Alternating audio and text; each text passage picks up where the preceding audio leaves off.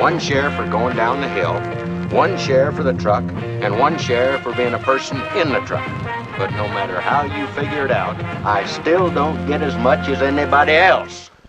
Good morning. Welcome back to another episode of the Waffle Press Retrospective, the Failed Award Contenders Season 2, the season finale. Yeah, with the ultimate award contender movie. Mad world. I want to thank everyone who's listened to these. This is taking a little longer to finish. This was an unwieldy series, and we just kept adding what we do every time, where we keep adding movies, and then we also get bored with the movies we're talking about. So we're like, can we just add this, even though it has nothing to do with what we're talking about? No. The late shift was a good addition. Yeah, sure. This has been fun. I'm excited to wrap it up with this one. I'm excited for what comes next. But this is it's a mad world. I had not seen this film before. This was a unique experience. I'm just gonna get into it. This is one of the greatest films I've ever seen. Oh my god, you really liked it? I love this movie. I'm adding it to my top 4 on Letterboxd as we speak. Oh, I'm so glad you liked this. I loved it. It's psychotic. It is. Yes, it is a psychotic film. It is so much. How did you discover this? All right. This is going to sound insane to people who haven't seen the movie, but this is 100% true. So Turner Classic Movies, they show shit all the time, right? And they used to do nights that were themed, that were like, oh, all these movies have blank in common. And sometimes it would be like these movies have a scene at a diner that's really important, or it's like, oh, this movie, it's set at the beach or something, right? And they'd be 3 or 4 movies. No joke. It's a mad world. I cannot remember the other movies it was with, so I apologize. But it was part of a series of movies with great scenes at gas stations. That was the actual theme. Was 1941 also on there? You know what? It might have been. Okay. I'm going to be honest, this movie really reminded me of 1941. Yeah, it's almost like a better version of 1941. It is a significantly better version of it. It has all the stuff I loved from 1941, which isn't a lot, but what I loved, I really loved, and none of the bad. But it has a lot of other stuff. Stuff I liked, but a lot of other stuff. It has a lot of great stuff in it, in my opinion. That's my opinion. There's a lot of great stuff in this movie. There's a lot of insane stuff in this movie. And there's a lot of, wait, what? Stuff in this movie. All right, I gotta ask you, though, because this was brought up. So you watched this on Tubi, right? I watched this on Tubi. So you can watch this on Tubi. It took about 5 hours. It's surprisingly, it's a little difficult to get. It is, and there's also multiple versions of it. Yes. So I think we should mention that at the top, too. The version I saw was... Well, yeah, that was what I was going to ask. What length version did you see? 2 hours and 34 minutes? Okay. 39 minutes, excuse me. 2 hours and 39 minutes and 27 seconds. That's the version available on Tubi. It is also cropped. Oh, Don't watch the Tubi version. Do not watch the Tubi version. If you're super curious, you should. If you really, because it... Criterion has it currently in stock. Not on the channel, you have to buy it from them. If you wait for the next sale, it'll be totally worth it. I don't know if they have I got the, the really... Let me grab it. I have it right next to me. I got the, collector's edition, kind of. I don't know if they're still putting this version out, where it's, 5 discs. Wow. Yeah, it's 5 discs. It's 2 Blu-rays, 3 DVDs. Has a bunch of, behind-the-scenes stuff. And has several edits of the movie. Including the 197-minute version. God. Which is, I'll talk about some of the additions to that. I wouldn't start with the super long version as much as I like this movie. It's one of those to start. You should start with the length Diego basically watched. That's the theatrical cut is the one to start with, and then on rewatch maybe watch the over 3 hour version. Yeah. I'm a little disappointed you watched it cropped, though, because this is one of those like amazing 70 millimeter like Cinerama Dome built movies. I Like, could tell. That's the thing. I could totally see the compositions that were fucked up by Yeah. the Tubi version. yeah. It was really impressive just seeing like, okay, I need to add like another thumbnail worth of detail here. But the blocking is like amazing in this. Well, because so many scenes of this movie are like, at times it gets up to like 15 people standing in a circle like arguing. And Yeah. it's like that, but then there's also like amazing stunts that are real, like that you The couldn't stunts fake are at the time. fucking unbelievable. I know. In this. There's a plane that goes through a billboard. It's real. Like, that shit's real. Like, I think it's plywood. I think that's what they used or something like that. Like, they use something really thin. But still, you can watch an actual airplane. I mean, you watch the shot because you get stuck in the airplane for a huge chunk of it. That plane is out of control. Yeah. And it's like they had to really do that. Like, oh my god! Poor I'm Mickey so Rooney. glad you like this. I really didn't know how it was gonna play. Oh my god, no! This is everything I've ever wanted in a comedy. Yeah.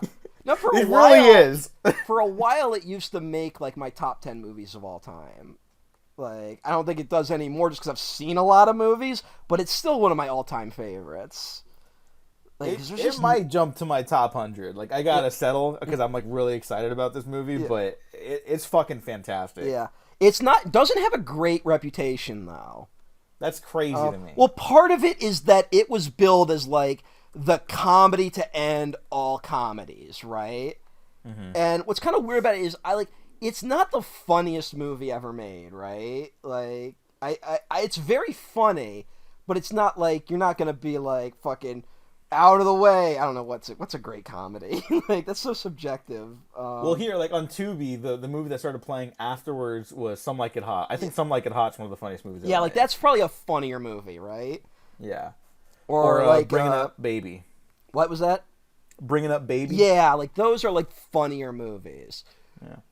But there's something about like it's just I can't think of another movie really like this, you know?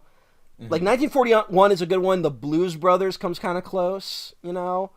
Yeah. That has a whole like musical element to it. There have been other movies with like the same basic setup but don't play nearly as well.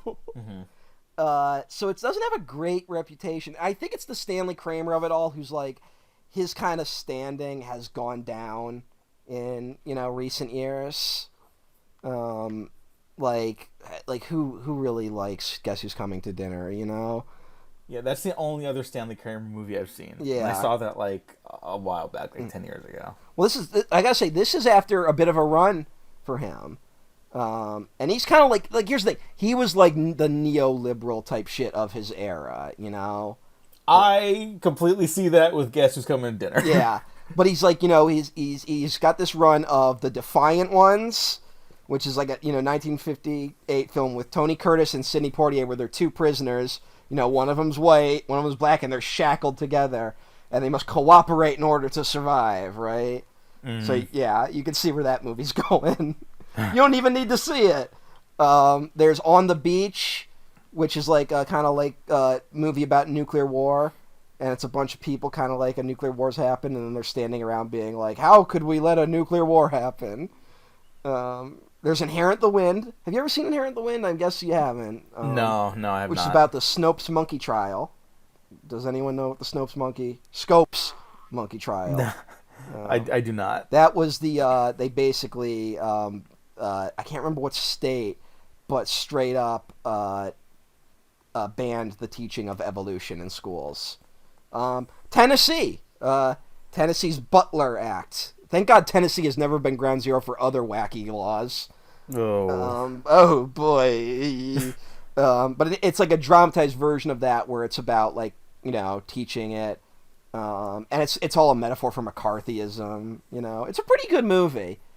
It's got Spencer Tracy is in it as the lawyer. Also, Scopes lost, by the way. For those who don't know, in real life, Scopes lost. A teacher was like found guilty of teaching evolution, and it went to trial, and that guy lost and had to pay a fine. So, good job, America. He follows Inherent the Wind up with Judgment at Nuremberg, which is a courtroom drama about the Nuremberg trials. So, like, that lighthearted subject. And I believe it's one of the first movies that ever had actual footage of the Holocaust in it. Like, they had footage of the concentration camps, which were, like, the public wasn't allowed to see them at the time. And that movie, they kind of used that as a workaround to be like, we have to show people what happened. Like, that was part of the reason that movie got made. And it's a pretty solid movie. I remember liking Judgment at Nuremberg. It's been a while. And I think, I'm guessing just to be like, that, like, Judgment at Nuremberg must have bummed the shit out of him. Like, I just think that, and then he was like, I'm going to make a hard left turn, and I'm going to make the greatest comedy of all time. Which is what his stated goal was. And well, you know what? It gets kind of close. It's the swing. I think I admire the swing more than the actual hit, but he made a great movie, is the thing. He did. Like, yeah. It's whether it's a great comedy. That's like I just think that's a subjective debate, and it's a little weird to throw all these different guys together, and most of the movie is just them running around and yelling. Like, yeah, it's not like we're not doing like Milton Berle doesn't do his shtick. You know, he's actually very much against the type of shtick he would do in this, and but it's fucking funny as hell at times. I mean, Jonathan Winters is fucking killer in this. Oh my god, we'll get into it. Yeah, these are all basically like the biggest comedy actors of the era. Yeah, right? It would never happen today. Like this caliber of comedy stars, right? Well, I think that's sort of a systemic issue also because we haven't like really found like yeah, as but many I think there stars. I think there are a handful of like those guys are the great ones right now. Like there's not really... I agree, but like I don't think this is my take whenever I say stuff like this, is that I don't think we've allowed these people to flourish to the same degree because of like the current film ecosystem. Yeah, there's not talent out there. I never would say that. And then this is an era where comedy is much more. Oh god, what's the term? Who's less woke, bro? Less woke. There's some jokes in here that haven't aged very well, but we'll get to them. Oh boy, will we? But there's I got what's the term I'm looking for? Because I brought it up with like this is like the Tonight Show when that is like the definitive late night show, right? Mm-hmm. And then when the end of the Carson era happens, that's when comedy kind of splits in all these different directions. You know, that's when you start getting alt comedy. That's when you start getting all sorts of new shit, right? Yeah. And so there's not that mainstream comedy vein anymore. I think that's why like something like SNL is like damned to mediocrity, right? Because it has to be kind of mainstream and it's aiming for audiences that just don't exist anymore. So it has to kind of get parts of every little audience out there. Yeah. Like it's to me it'd be like if let's like I would say maybe the two biggest comedy people are like, let's just say Adam Sandler, who just won the Mark Twain Prize, by the way. The Mark Twain I forgot Prize, about that. Yeah, for humor. And so it's Adam Sandler and like Will Ferrell, right? Like I think he's the other really big one where people just kind of love Will Ferrell when he gets the right movie. How can you put those two guys together? Did I lose you? Shit, I think I might. No, I'm thinking. Yeah. Like, you know what I'm saying? It's I'm just tough. But that being said, the plot of this movie is kind of the perfect vehicle for that kind of stuff, Because do you want to set up the plot of It's a Mad, Mad, Mad, Mad World? All right. So a convict crashes his car. Smiler Grogan, played by Jimmy Durante. And a group of people on the highway stop off to help him, and he dies like basically in their arms. But before he dies, he tells them there is $350,000 buried in a park under a big W. A big W. Yes. And from there, they start trying to negotiate how to split the money, and they're off to the races as no one agrees with each other. Everyone's trying to get their first. It's a rat race. It's an utter rat race Yes. to get to the money, which is also why I made the joke last time about this movie inspiring the hit film Rat Race. Yeah, I and don't Rat know if Race that is was actually a hit film. What was that? I don't know if Rat Race was actually a hit film. I think it made money, but it's also like Rat Race is the bad version of this movie, you know? Let's see. And So how much did it make? Yeah, $85.5 million against $48 million for the budget. It's not. but It's also, not like a runaway like, hit. again, like we talk about, this movie is like got the biggest comedy stars of its time, right? Yeah. Like it's got everyone. We'll get into who's in it. But then you look at the cast of Rat Race. It's like Rowan Atkinson, who's like great, right? Mm-hmm. John Cleese, who is funny despite being John Cleese. Yeah. Whoopi Goldberg, who like that's at like the end of like the Whoopi Goldberg era, you know? Yeah, she was a figure for a long time. Yeah, she was like one of the top box office stars for like a minute, you know? Yeah. Cuba Gooding Jr., who is Cuba Gooding Jr., Seth Green, Wayne Knight, Kathy Bates, John Lovitz, Breckin Meyer, like... Hey, Kathy Bates is getting play, though, this retrospective. Yeah, oh, yeah, you're right. Have you seen Rat Race? It was like a Sunday ABC showing, so like it wasn't like it probably wasn't the uncut version or anything like that. So I didn't really watch it when I was younger. Yeah, it's not a great film, although it does have the one insane sequence of John Lovitz stealing Hitler's car, which is an actual plot point in that movie. Jesus Christ! He steals Hitler's car, accidentally pisses off a bunch of bikers who start attacking the car.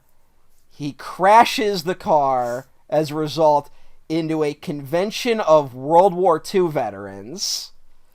He burns his tongue on like the lighter in the car somehow, and he hits his face on the steering wheel, which had lipstick smeared on it, so it looks like he has Hitler's mustache. And John Lovitz gets on stage at a World War II veterans convention and is trying to explain to them what happened, and he looks like Hitler. And then I'm sure with the burnt tongue, he's like, yeah, he's like, I don't know, they out, like, yeah, it's 'cause, like you know, really like that's what happens when you burn your tongue. You Yeah. sound like Adolf Hitler. And yeah, you start, that's like a stretch joke. yeah, you it's a, know? oh, it is a stretch, but it's a hell of a sequence. And he starts waving his hands around, and so he looks like he's doing the Hitler salute, right? Like, Yeah. that's probably the one like sequence in that movie, and it's not like, you know, I don't think that's gonna make anyone rush out to see Rat Race. Probably not. Although Doug Walker listed that as one of the best comedy films ever made. Yeah, Doug Walker is not a smart person, though. It's weird. Can you be that like incurious? Like I that's what is crazy about him, you know, that Yeah. he just doesn't seem to give a shit. Well, we've talked about this before, but it feels like there's definitely groups of people that are just not curious about like cinema. Yeah. You know, Or like, they life just, like, in general. or yeah, really. I mean, truthfully, and it's you know, it's just boring. Mm-hmm. Like, it's not even like sad. I'm just like, yeah, you're not that interesting to listen to. You Yeah. know? And I don't think we're the most interesting like people on the planet or anything like that. But I do think we're like genuinely curious, at least curious enough. Yeah, we want You to know? figure out, like, we like movies at the end of the day. Yeah. And whenever I don't like a movie, I'm usually just upset I didn't like it. Because I want to like the fucking thing. But, yeah. And it should be said, though, the lead of this movie is Spencer Tracy, who, not like a comedy guy, totally. He was at this point was like Stanley Kramer's regular guy, right? Like he did like 4 Stanley Kramer movies, including Guess Who's Coming to Dinner, which I believe is his last movie. Isn't that part of like the mystique of that film? Oh, maybe. That he was like dying while they made it, and so when he gives that speech at the end and like everyone's crying, they're not just like I believe the story is like Katharine Hepburn's like crying because she knows Spencer Tracy's dying. That's part of like the mystique of that film. They showed that to us in school. Really? Yeah, I took a film heritage class, which was supposed to like teach us about like In looking back on it, I don't understand the theme of that class, because here were the movies we watched. We watched Guess Who's Coming to Dinner, Three Kings, American Beauty, The King's Speech, and I believe we watched that because it had just won Best Picture, so I was like furious that we weren't watching The Social Network. Yeah. What was the L.A. Confidential, which, by the way, when we watched L.A. Confidential, the teacher went on a whole rant about how that should have beat Titanic at the Academy Awards. Road to Perdition, I think, was the other one. Whoa. Yeah, like I can't really find a unifying theme to those movies. But the class was called Film Heritage, and it was supposed to be something about, I guess, connecting it to, like, American history, maybe. But I think it was just an excuse for this teacher to show whatever movies he wanted to show. Because why the fuck would we watch American Beauty? You know? Well, that was also, like, a revered film for a minute. It was a revered film, but what does that have to do with American history? Well, it's got America in the title. I guess. But also, what... Alright. Like, I don't want to... Sometimes you look back on high school and you're like, what was going on with that guy? Who shows American Beauty to a bunch of high schoolers? I don't know. Like, that's a weird one. That is a little strange. That's a little weird. Just be like, hey, I'm throwing this one out there. I'm cool with this movie. It's like, all right. Guy who's in his 60s but has braces. That guy was a weird guy. Yeah, the description alone, I can't, like, picture the person. Very strange dude. All right. But it was nice enough to me. Even though I was kind of a dick, but all right. Didn't do. You know what? Here's something weird, and this is the, like, I think my high school was just like, because I was, like, perpetually dying while I was trying to graduate high school. I think at a certain point teachers were just like, turn a blind eye, just give them a passing grade. I didn't do a single assignment I was supposed to do for that class. Incredible. And I got an A. So, like, I was so, like, just on so many medications at the time, I didn't even think to question it. And now when I look back, I was like, wait a minute, what happened? Like, we should have watched this in that class. This is more about America than any of those films, let me tell you. It kind of is. It is it is a very American film. It is one of the American films, in my opinion. Well, it's so great. I mean, for one, it's just crazy to look at these people driving around like a California that doesn't exist anymore, you know? Yeah. For interesting facts, though, we talked about one of Doug Walker's favorite comedies is Rat Race. Fucking idiot. Doug Walker's doppelganger, the angry video game nerd, the other side of the angry critic YouTuber. This is the angry video game nerd's favorite movie of all time. Oh, okay. He's a man of taste. It's a mad world as his favorite movie of all time. And he did a video of going around to the different locations of, like, trying to figure out what they look like. And it is weird to just be like, oh, they're all, like, suburbs now, you know? Like, they've completely changed these roads. It looks nothing like this anymore. Which is just like, but, like, to see these landscapes, it looks so good. Especially if you can get the Criterion version. It looks so good. I am going to buy it. Yeah, yeah. I absolutely am. I told you to buy it. You did. But this is one of the few movies where, like, I saw it for the first time and I was like, I'm buying this. Yeah. You know, it was this and what was the Norman Mailer movie? Tough Guys Don't Dance. Tough Guys. Yeah, I have the Blu-ray of that from Vinegar Syndrome. Oh yeah, I forgot Vinegar Syndrome put it out. Yeah, I gotta get that actually if they still have it. I was like, when's Criterion putting that out? And then it's like, Vinegar Syndrome. I'm gonna put them right next to each other on the bookshelf. Why not? There should be a shelf just for the movies we've done on here. I think I'm gonna do that. Yeah, well, not all of them because I don't want to own all of these, but yeah, but it'd be funny. It'd be funny to own some of them.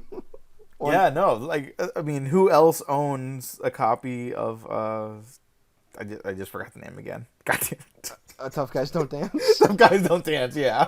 Well, I mean, yeah. Other than Norman Mailer. Yeah. Norman Mailer was buried with unsold copies of Tough Guys Don't Dance. But also, may he rest in piss. Yes. I should say, piece of shit. so like if you do, anyone out there who gets a hold of this movie, watch the theatrical cut. The shorter version is, in my opinion, the better version, although the longer version is fascinating. And I gotta say, so the really extended cut, the 197-minute cut of this movie that you get from Criterion, comes with the like kind of like introduction, because this was done in like a roadshow format. You know, it was one of those. There's an intermission. There's all that shit. I got the intermission. I just want to say that I got the intermission. Intermission's on all versions, but the intermission is slightly different for the 197-minute version. So I don't know. Did yours open with the song? Yeah, with the little opening intro credits and stuff, and the little diddly. Well, no, there's the cartoon, which is done by Saul Bass. Yeah. Oh my God, Saul Bass. Yeah, of course. Of fucking course. But there is another one that would play over a blank screen that is just a song. You didn't get that? I didn't get that, but let me open it up again. Let me see if I just missed something here. It has some of the worst lyrics to any song you'll ever hear. It's just a blank screen, you said? Yeah, it's either a blank screen or it's that globe logo, but like it's nothing, no cartoon is happening.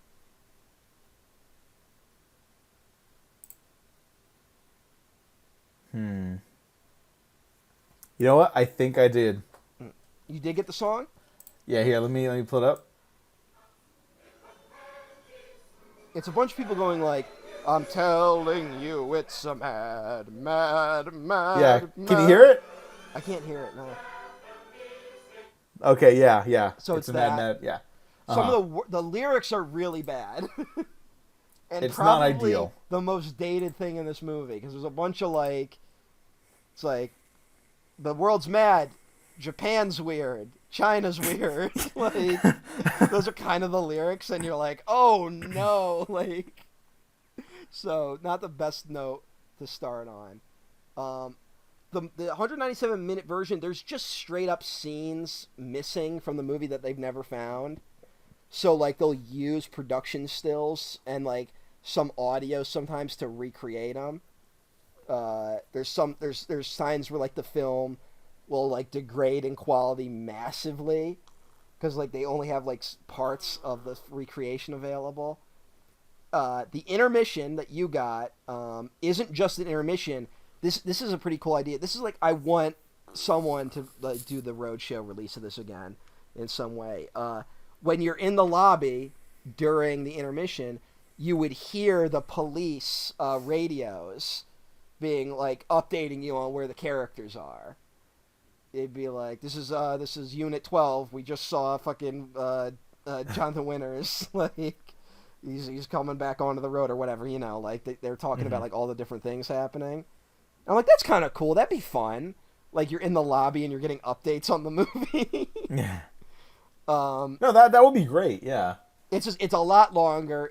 You don't really need it. The shorter version gets the job done.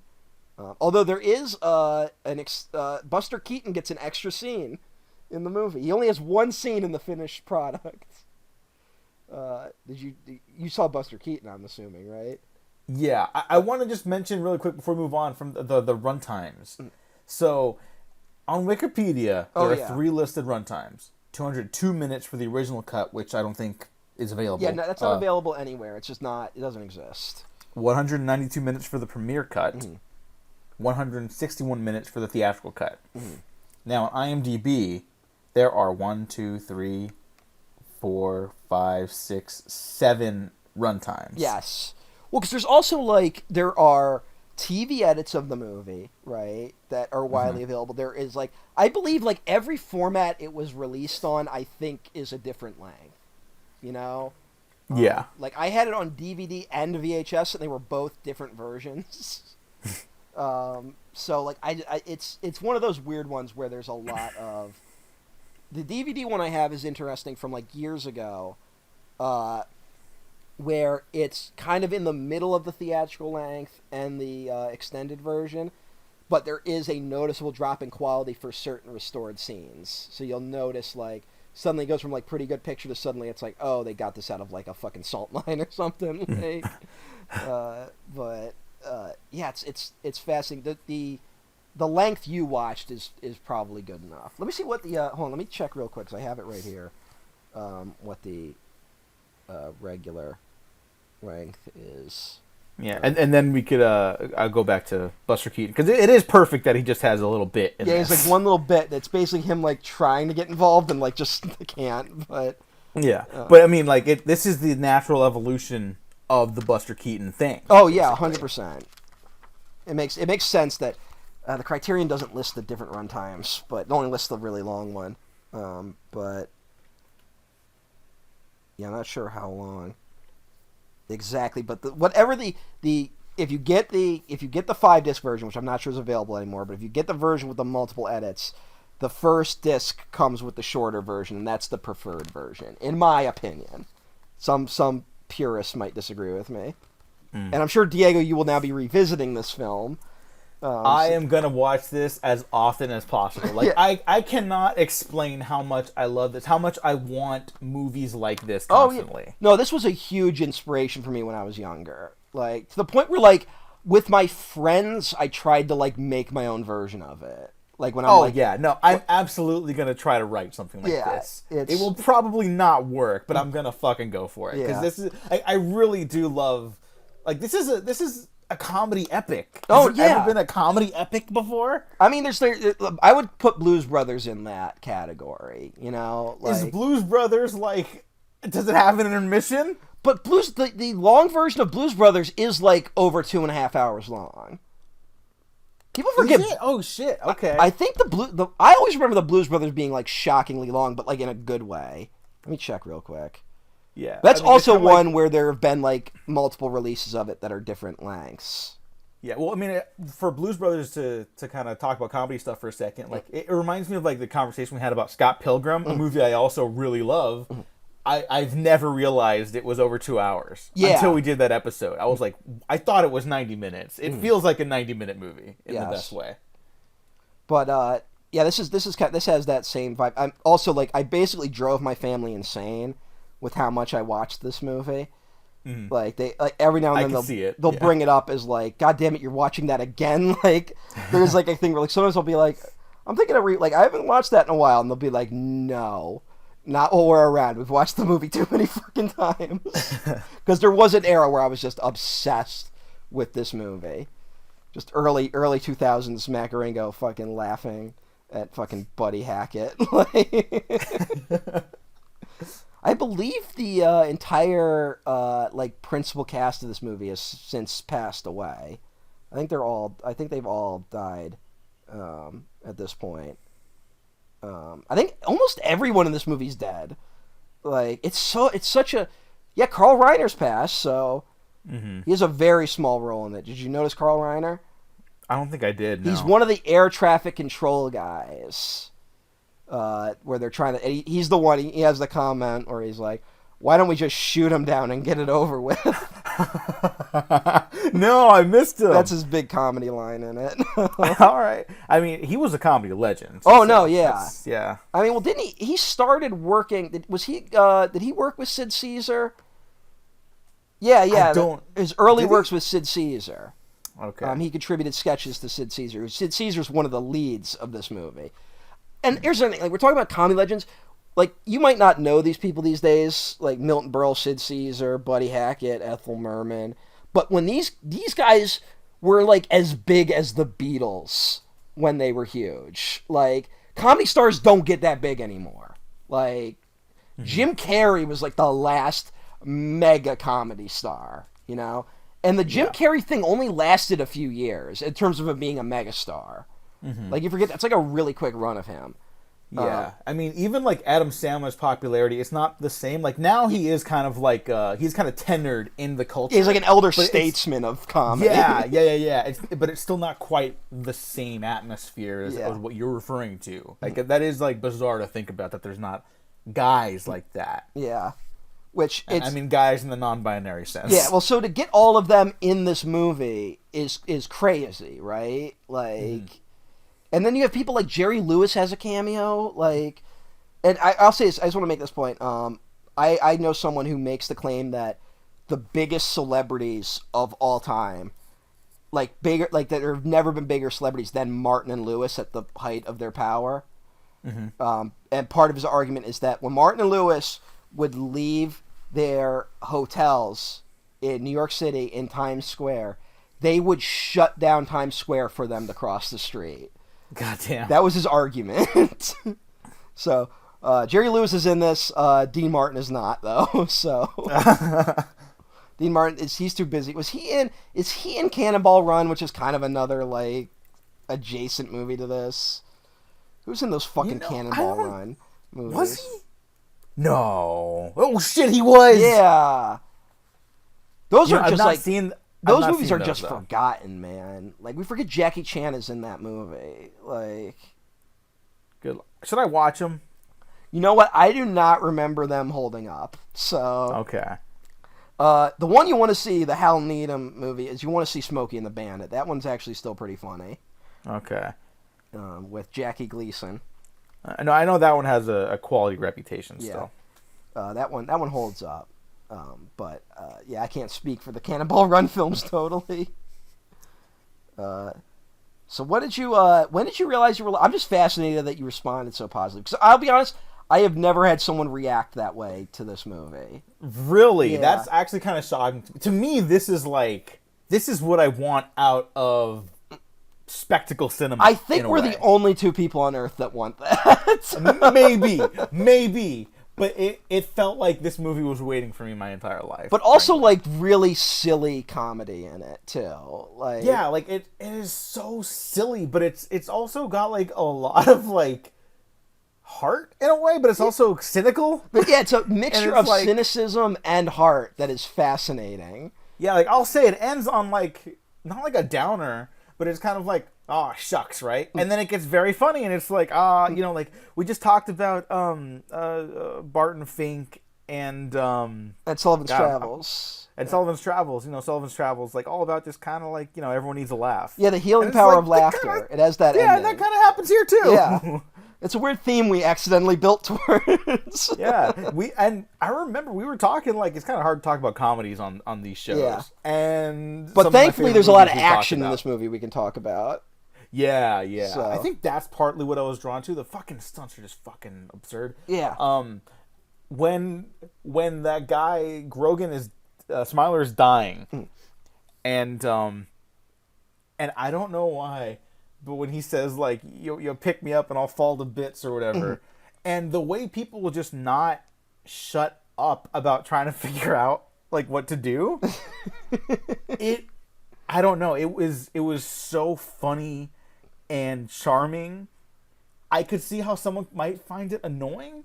But it's like there's a rhythm to all of it. That scene is so fucking weird. Like, it is. First of all, it's like we start with him like speeding. Like the opening of this movie is him speeding down the highway, and then he like happens to hit the one stretch of road with like nature built a ramp for him to shoot off of.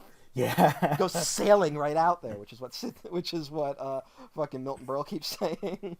And it has two incredibly funny moments where he gets down there and Sid Caesar's like, I'm not a doctor, I'm a dentist. Do you think you've been hurt real bad? And he just goes, is he kidding? And then he does that whole speech where he's like, first he's like, look, there's all this dough, you can go get it, it's buried under a big W. And you don't know if he's like insane, right? Like, because he's like just been thrown out of a car that went off a cliff. And he's like, a big W. And he's like, watch out for the bulls. Lousy, stinking bulls all over the place. And Buddy Hackett looks over his shoulder like there might be an actual bull around. And then he does, he's like, and then you fix yourselves up. Walk down the street like a king. Do it for Smiler. The old Smiler. Everybody's friend. And it gets like kind of like silly but emotional, and then he wakes up again and he's like, I didn't mean to do it. And he's like just tell him you're sorry. And then he's like finally dies with peace. And then it ends on the weirdest fucking note possible, which is he literally kicks the bucket. Yeah. He kicks the bucket and then we watch the bucket roll downhill. No, there's a lot of like gags where like like slipping on a banana peel. Yeah, it's People the end. literally The last on a joke of banana the peel. movie is slipping on a banana peel. Yeah. It's like the peak of comedy. And I think just those recurring elements where it's like it's so obvious, but it's so cleverly like implemented between character, action, and surprisingly theme. You know, like I think people think of comedy is like, oh, you just want to laugh, right? But it's like, this is like a full on like epic. This is a film epic. Just happens to be an action comedy. 100%. And it's also like it's a movie just about like we can't fucking cooperate when there's money on the line. Like, yeah, like that's why we were kind of joking about this being like one of the great American films, but also I think you and I are both also completely serious about that. No, I think Yeah. it's great. It's a little like it's a little Stanley Kramer-y and like the moralism of it. He's thankfully very restrained because I think he's going for comedy more. But it is a movie where it's just like it's constant, like everyone's fucking themselves over, and then the double narrative is that the whole thing is rigged from the start, right?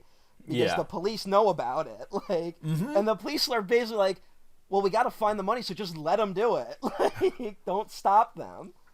Which feels like it probably started from like a narrative concern of being like, well, wouldn't these guys get arrested at a certain point? And then it was like, well, maybe the police are in on it, and then it ends up just working thematically where the game's rigged, so none of them really ever had a chance to win the money. And then you get Spencer Tracy's life falling apart in the background, and then him kind of deciding he's going to rig the game in his favor to try and steal it. And if he had probably cut everyone in too to share part of it, he could have gotten away with some of the money, but it didn't happen. And it's like it is kind of sad, but also really funny. Yeah, and it's like, that element, it almost swings like into just full on like not okay, man, not full on, but like more leftist than I guess I anticipated. Well, the really crazy leftist thing is that the end of the movie. So like spoilers, but you should go watch this.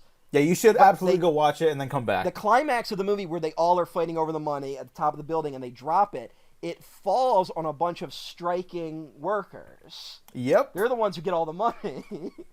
So it's a weird, like, oh, okay. Like, yeah, I see what you're going for. And it is, like, it's still slightly unexpected. But goddamn is it fun. Yeah, I had no idea where this was going at any given moment. And it's very funny that you and I both agree about the American film thing.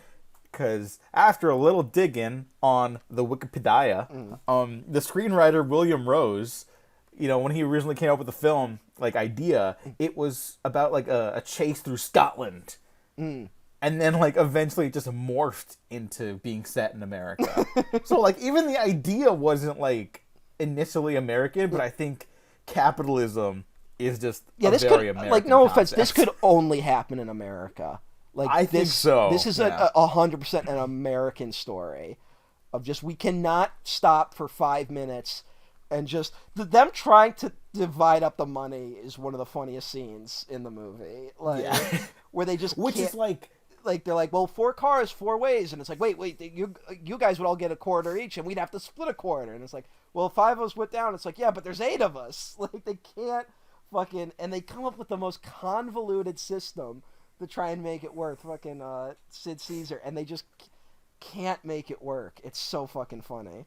Oh my god, but it was so good. It's like there's very rarely like a close-up or like singles. I don't think there's like there's a couple singles in the movie, but it's like so often they take advantage of like that ultra Panavision 70mm framing. And it's like a bunch of people in the same scene just talking at each other, over each other, and I but you don't think lose that's track one of the anyone. Criticisms it has is that it doesn't really use like filmmaking language to its advantage for the comedy. Like there are, I call bullshit on that. I think it's stronger in the blocking, like, which is cinematic language.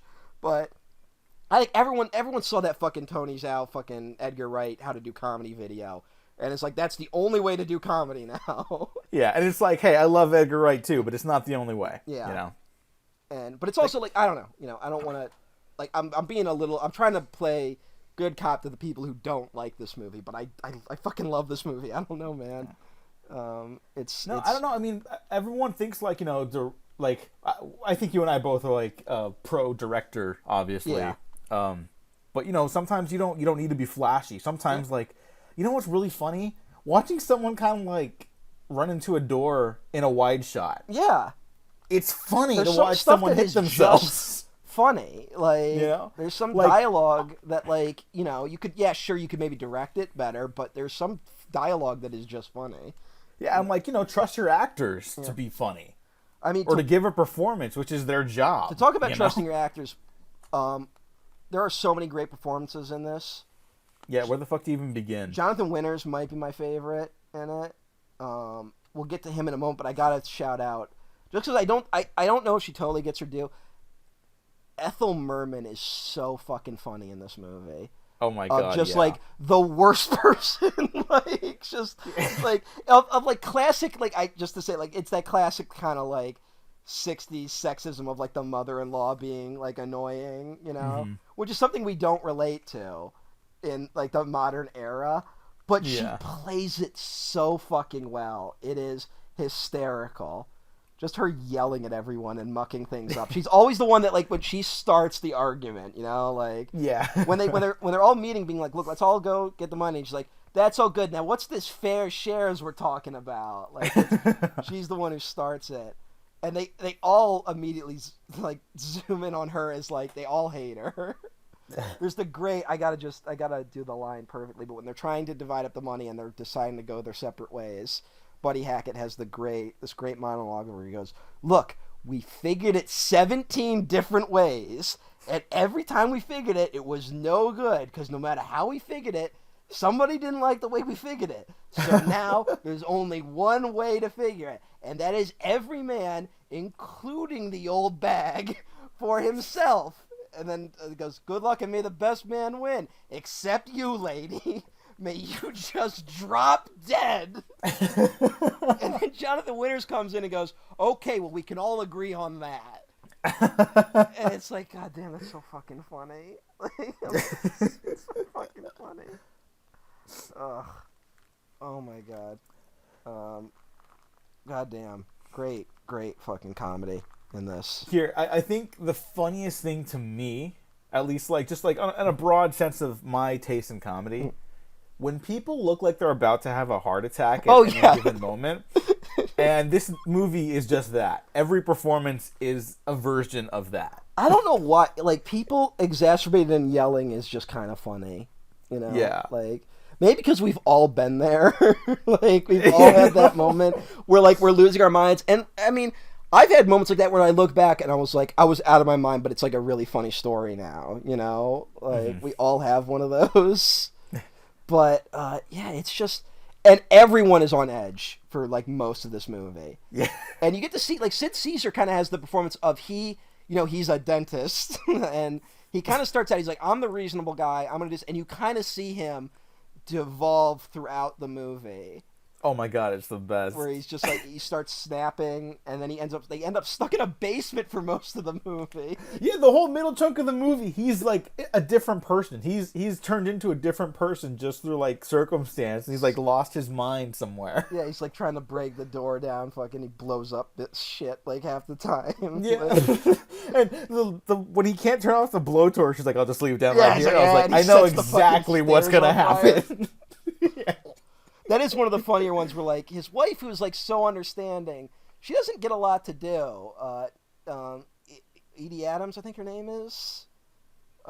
Yes. She's great in this. She's kind of like... she's great, not very proactive, but yeah, she kind of just, like, great hangs reactions. on. But she has a good moment where she's like, Melville, can you just try the door one last time? And he's like, I'll do it for you, honey. And he walks up there with the sledgehammer, but because the stairs have been weakened... When he, like, reels back for the swing, he hits the railing and the whole thing just collapses. It's fucking, But speaking, alright, so I mentioned that I watched this as part of TCM's famous scenes at gas stations night, right? Yes. This movie has there's a lot of crazy stuff in this. Jonathan Winters at that gas station is one of the most psychotic scenes in any movie. of just like, where the fuck did this come from? Like, so Jonathan Winters he meets Phil Silvers, who's also terrific in this. He's kind of the one who's always like cheating people, you know. Mm-hmm. So he's fun in it. He goes like, "Look, I need a ride. There's all this money. If you drive me down there, we can split it." Phil Silvers tricks him. Jonathan Winters catches up to him at a gas station. Phil Silver's like, "Oh help! It's that maniac who escaped from the asylum." It's like, what? And they knock him out, and they convince him, like, "I'm his doctor. Look, keep him tied up. I'm gonna send the boys with the white coats to get him." It's like, "You guys are heroes." Like, how many people has he killed? More than you'll know. Like, which is such a weird line. And he just, so they tie him up. He wakes up, and he's like, "Where's that bum with the glasses?" And he's like, "Get this stuff off me." And it escalates. Those guys try to they hit him in the heads with bottles, and it's like, "That's the way you want it. That's the way you're gonna get it." And it's like a 5-minute scene of him just destroying this gas station. Like, he throws the one that's insane is he puts the one guy on like a fucking, like, I think it's like, I can't tell if it's like a little like fridge or like a tool cart. He pushes him, sends him flying through the window, over a bench, into a pole that brings a whole like ceiling down in like one shot. Like, by the end of the scene, he's destroyed the entire gas station. I mean, oh my god. It is amazing. And they end up with that guy. He has those guys pickup trucks for like most of the movie after that. The constant switching of vehicles is fun too. Like, that they're like either swapping vehicles or that they crash and they have to steal a car. Phil Silvers steals Don Knotts' car at a certain point in the movie, where he pretends to tell him that X-27 called. Can you hear me that? Like, where he's trying to pretend he's a secret agent. Oh my god. There's so I much. need to shout out Mickey Rooney on the airplane. Oh my god. That Mickey Rooney and Buddy Hackett just out of control. You can't talk about that. And who's the other guy flying the plane initially? It's the professor from fucking Gilligan's Island. I don't remember his name. Fitzgerald. I don't remember either. Look him up real quick. Fitzgerald. Yeah. Tyler Fitzgerald's the character. Jim Backus, he was the rich guy, Thurston Howell III on Gilligan's Island. He's just an alcoholic who owns a private airplane. It was love at first sight when I realized what was happening, and he was like, "Oh, just make me an old fashioned." All right, what could go wrong with an old fashioned? Yeah. And he's like, "Don't make it so sweet next time." Oh my god. Okay, well, like, just press the button marked booze. Yeah. And he's like, "Okay, I'll go. You just fly the plane now." Okay, see, what you do is you just put your foot here. You keep your hands on the wheel. All right, that's all. Buddy Hackett's face holding that wheel is hysterical. He's clearly terrified, but he's like, he's a natural flyer. And then, shit doesn't work out. Yeah, and then immediately the plane starts spinning out of control. And, like, immediately knocks him out. They're now stuck in an airplane they cannot fly. No, but my favorite bit about that when he's knocked out, every, like, angle of him hitting part of the airplane as it's going out of control is head first. Yes. Every single bit. And then, like, they'll be flipping upside down, and it'll be on them, but you can see in the background his body just getting flung around. He's dead. Like, I mean, like, he's not just drunk and knocked out. Like, he's fucking dead. They fucking, like, throw him around 1,000 times.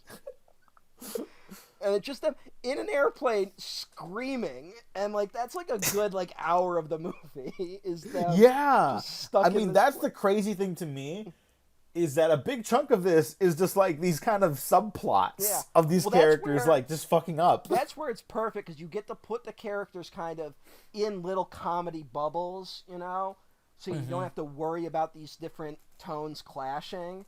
So you can kind of be like, okay, we can have Jonathan Winters go on an adventure, and Buddy Hackett and fucking what's his name go on an adventure.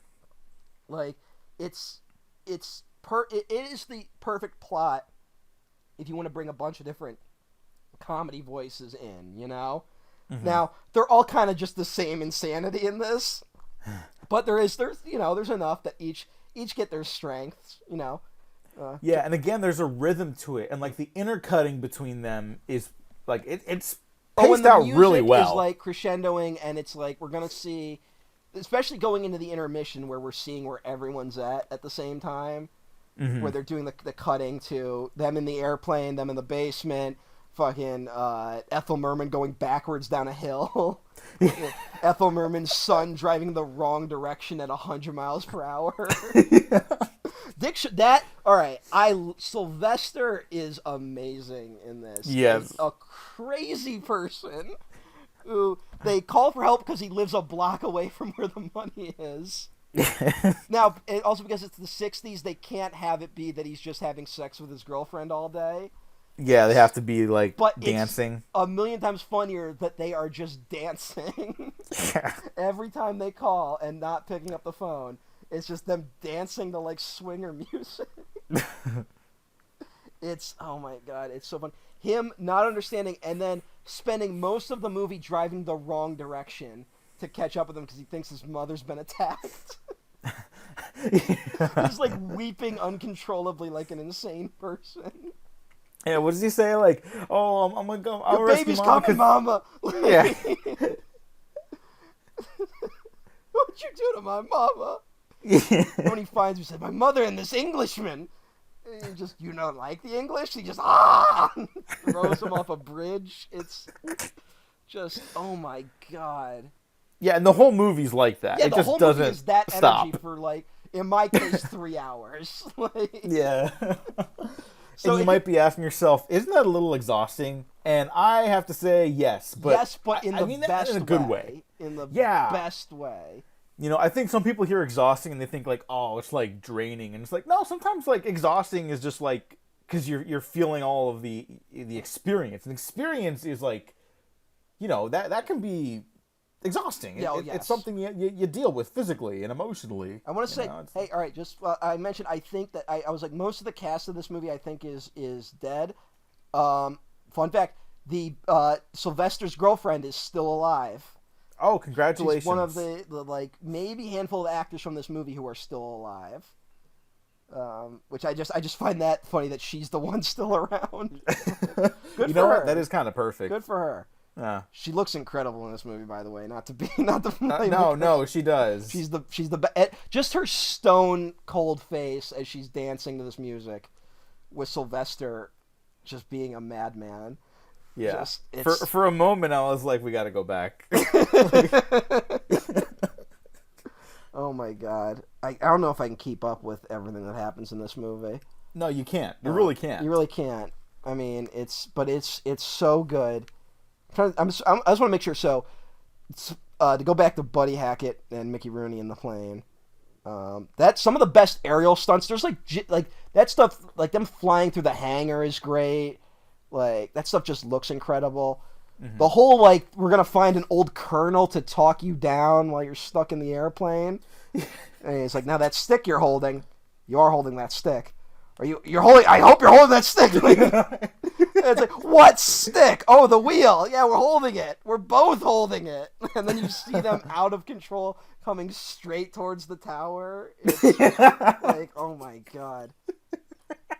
And they get him set up, and like they're talking about like getting him down, like you're gonna make your approach. It's like, you will not be able to land until you can make your approach, and you will not be able to make your approach until you learn how to make a slow turnaround. Like they have to do all this stuff, and then they get up to it, and it's like, all right, men, soon it'll all be over. I mean, it's all gonna be over. I mean, you're gonna be safe. And like, what you need to do is be calm. Calm, men, calm. Like yelling at, and then Buddy Hackett's getting calm, and he gets so calm he lets go of the wheel. And he's not that calm, you idiot. And then they immediately spin out of control and almost die. The fucking Three Stooges have a cameo in that scene and have no lines. Yeah. Which is a wild, like, they're there. Yeah, what is that? What is the reason for that? I think part of it is that, like, the entire supporting cast of this movie are all, like, comedy veterans. Like, any cop that shows up for 2 seconds is, like, a silent movie star who hasn't worked in forever. Or, like, a radio guy, you know? Wow. Like, they got everyone. And I think it was just, like, get the Three Stooges, have them stand around for a minute. And unfortunately, it's, like, it's the Three Stooges with Curly Joe. Like, everyone hates Curly Joe. So I guess it's better that they don't do anything. But it was like, it is a weird, like, oh, the Three Stooges.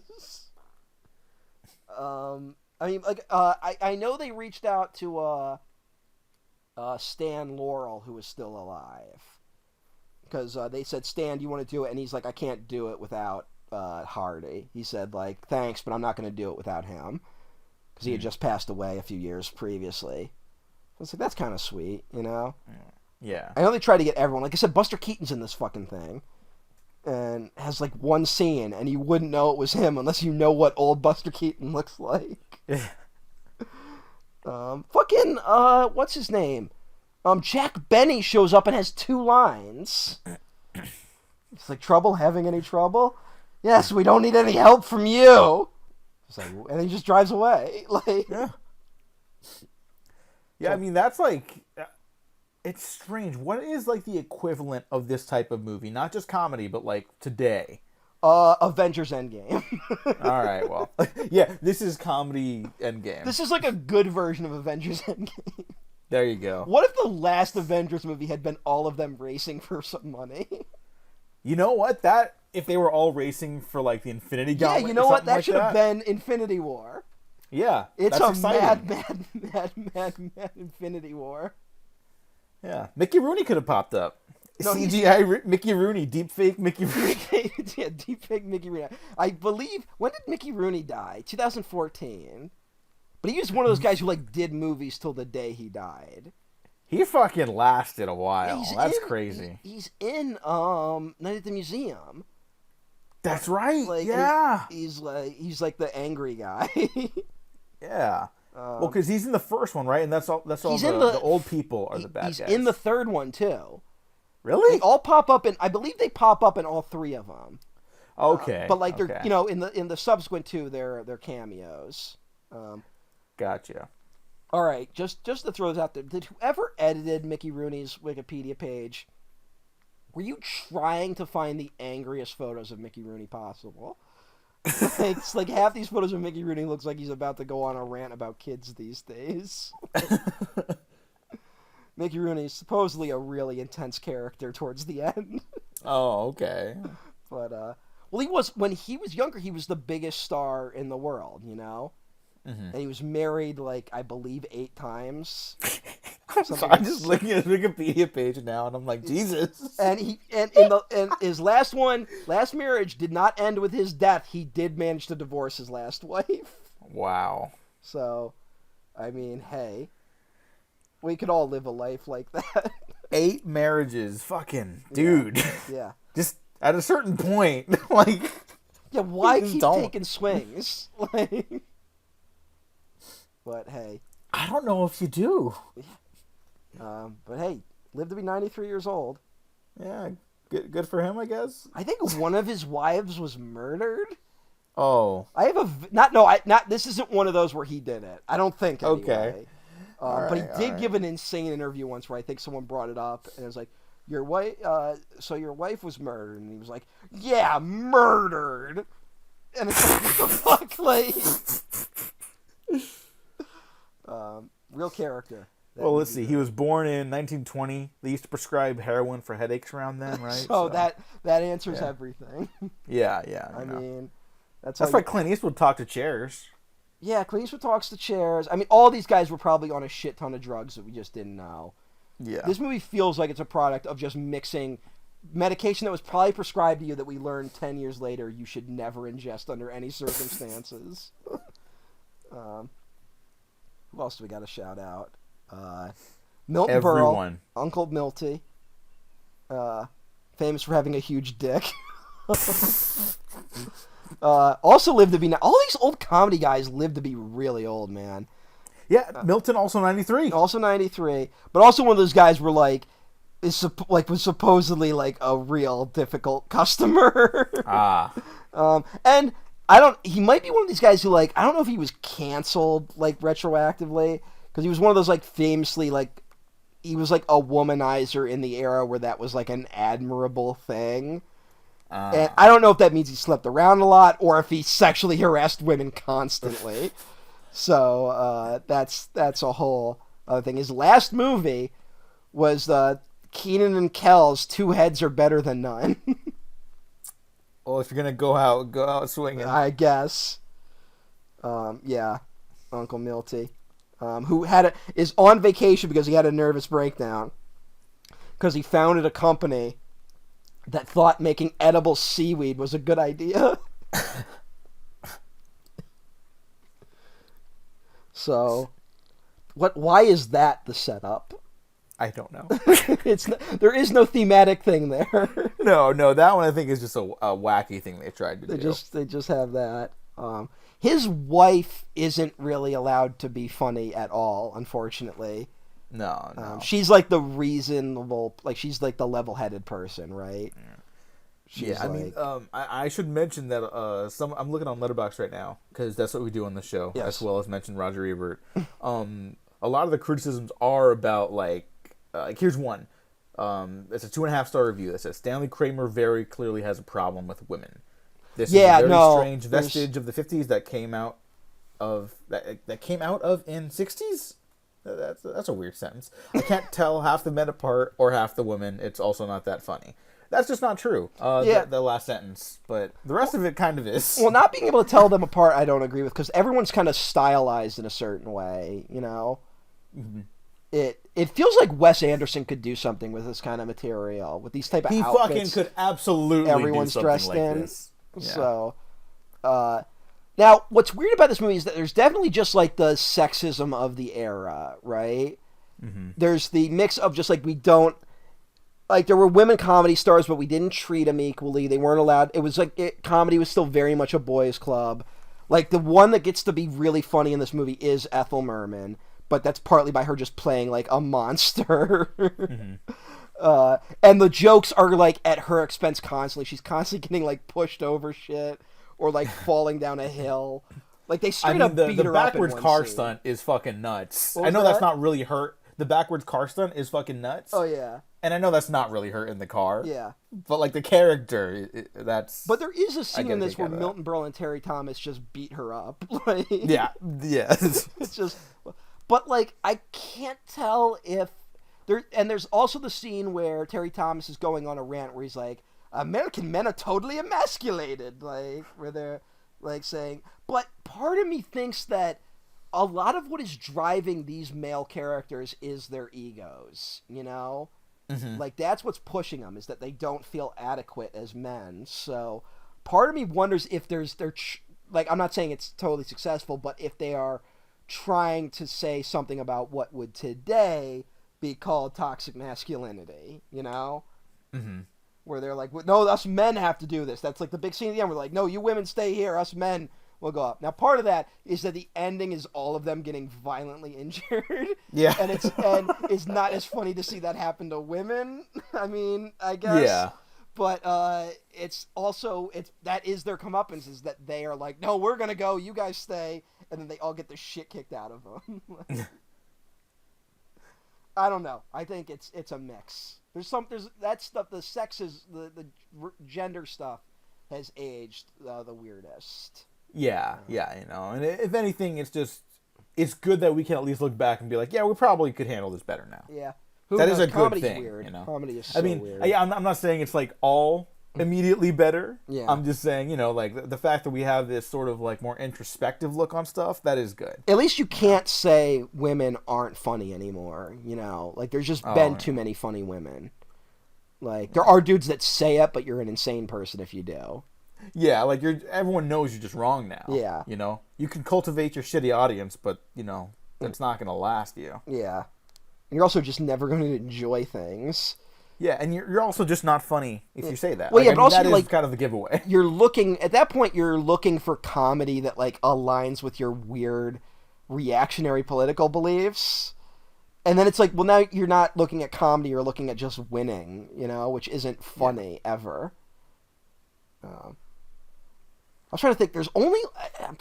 Is there any like weird race stuff in this? There's one joke I can think of. The opening little ditty isn't great. Oh, the opening song isn't good. Yeah, but I just want to say really quick. I like the point that you mentioned about like about winning. Yeah. I feel like that's not just comedy, but anything you approach in life, if it's about just winning, even film criticism, sometimes it's not about like engaging with a piece of art. Sometimes you have to prove, or you feel the need to prove that something is good or bad to prove someone else wrong. And it's just like, that's not like engaging to watch. I don't relate to that in any way. Of course not, ever. I mean, we're all guilty of it in some capacity. Yeah, but you only have the entire back interesting. catalog of the Waffle Press retrospectives to prove me wrong. It's a bad way to look at it. The cast is mainly... It's fun for us because we just we're just shooting the shit. Yeah, there you go. This isn't really a totally professional podcast. Yeah. A professional one would be a lot better. Just throwing that out there. But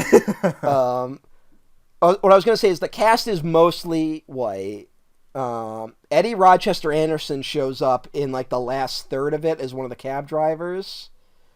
And there isn't a lot of jokes made at his expense for race, but there is one weird-ass joke at the end. Did you catch it? No. So when the climax of this movie is they all end up stuck at the top of a ladder that is like flinging them off, right? Mm-hmm. That is the ridiculous climax of this movie. Eddie Rochester Anderson, so when it's his turn to fall off, he falls, lands on a trampoline, which sends him flying into the air, and then he lands in the arms of a statue of Abraham Lincoln. Which is clearly a joke about him being black, right? Mm-hmm. But what is the joke? It might be like some neo-lib thing where it's like, oh, see, he still got your back, or whatever. Maybe, but it's a weird joke. Yeah, I did forget about that a little bit. I think because when the weird jokes happen, they don't really register. I mean, also, like, that is the sequence where everyone's getting, like, brutalized. Yeah, everyone's getting, like, electrocuted and, like, thrown through windows. The electrocution bit was genuinely, like, I thought people were going to, like, start dropping like flies. Yeah. I was like, oh, are we going here? Yeah, they like, all no, died, but they just end up in the hospital with, like, cartoon bandages. Yeah, it is a cartoon logic at that point, but it's like, it's perfect for this movie. Speaking of the cab drivers, the other cab driver in this movie is the great Peter Falk. Yeah. Back when he was like a comedy guy, which is where he kind of started. And this was my introduction to Peter Falk as a kid. Really? Oh, so this is pre-Columbo, right? By a couple years. I did not get into Columbo until I was in high school, I don't think. This is like a childhood movie of mine. So, he did a lot of comedy stuff. This leads to a movie that also hasn't aged very well. What's it called? Murder by Death. Have we talked about Murder by Death? You might have brought it up before. I have not seen it. Murder by Death is a murder mystery comedy film written by Neil Simon. It would be an easy recommendation from me because it is very funny, except for one of the central jokes is Peter Sellers in yellowface. Now, the joke is supposed to be that he's in yellowface, but I don't know if that excuses it. It's aged weird. Because they're doing a riff on, like, the joke is all the characters in it are, like, it's like every old detective shows up at the same house, right? So it's like Perot, it's like the Thin Man, it's fucking like Sam Spade. That's Peter Falk is like the Sam Spade type character. Miss Marple, and then Peter Sellers' character is supposed to be like Charlie Chan, the old Chinese detective who, although I don't know if he was Chinese or if he was Hawaiian, it was written in that era where people didn't give a shit, Oh, and yeah. That character was often played by white actors. So the joke of Peter Sellers playing him is supposed to be on that, right? Now, I don't know if it works, but it's a weird one. I don't know if it subverts the stereotype or just reinforces it. But that's a weird. But Peter Falk's in that. He's really fucking funny in that as well. He's also in another race movie called The Great Race. Oh. Where he is the like assistant to the kind of villain of the film, played by Jack Lemmon, Professor Fate. That's like it's a race, it's one of those like racing comedies, but it's a lot sillier than this, which is saying something. Really? Okay. Yeah. Is it worth checking out? I liked it. I remember liking that movie. Okay. It's a little bloated. It's a little like all over the place, which is saying a lot, having just watched this film. But it is funny. It's kind of the like proto Wacky Races. Remember the Wacky Races? I am not familiar with the Wacky Races. With Dick Dastardly, the old Hanna-Barbera cartoon. Oh, okay, with Muttley. Yeah, with Muttley. Yeah. It's like the proto version of that. Like okay. Professor Fate is kind of like the early Dick Dastardly. So everyone loves and remembers Dick Dastardly. Yeah, no, Dick Dastardly's fucking funny. Don't you attack Dick Dastardly. No, I'm not. I'm just saying, like, it's not a very popular, like, that era of the Hanna-Barbera stuff doesn't have the staying power right now. It should be. It should be. It should. They're very inventive cartoons. They're very funny. Remember when they did that Scooby-Doo movie and, like, they tried to make it a shared universe type thing? And Dick Dastardly was, like, the main villain of the movie because Muttley got trapped in another dimension. Yeah, you told me about that. Yeah. And I was like, all right, I don't need to watch this. Yeah. I'm good. So it's a very bad movie. Triple drat. Fuck you. Curses foiled again. God damn it. I know my Dick Dastardly. Dick Dastardly's funny. Shit's funny. These movies are funny. I like... If you don't like It's a Mad World, get the fuck out of my army. I'm trying to think of who else to really talk about. I mean, there's Phil Silvers going down the river, which is pretty funny. Yeah. I'm just yelling at that child. Too deep, you little rat fink! And it's clearly like they have one take to do that, so they just yell stuff. Like, yeah. There's no place for a convertible! Oh my god. That image of just him floating in the car is unbelievably funny. All right, so when they said it's buried under a big W, what did you expect? I was like, oh, it's going to be like a parody of the Hollywood sign or something. So, I mean, you were close. It was palm trees in the shape of a W. Yeah. That counts. Yeah. I wasn't like off base too much. This is the same sport. That is again like one of the reasons why you want to watch the in the proper aspect ratio is the shots of them walking right past a giant W in the background and not noticing it.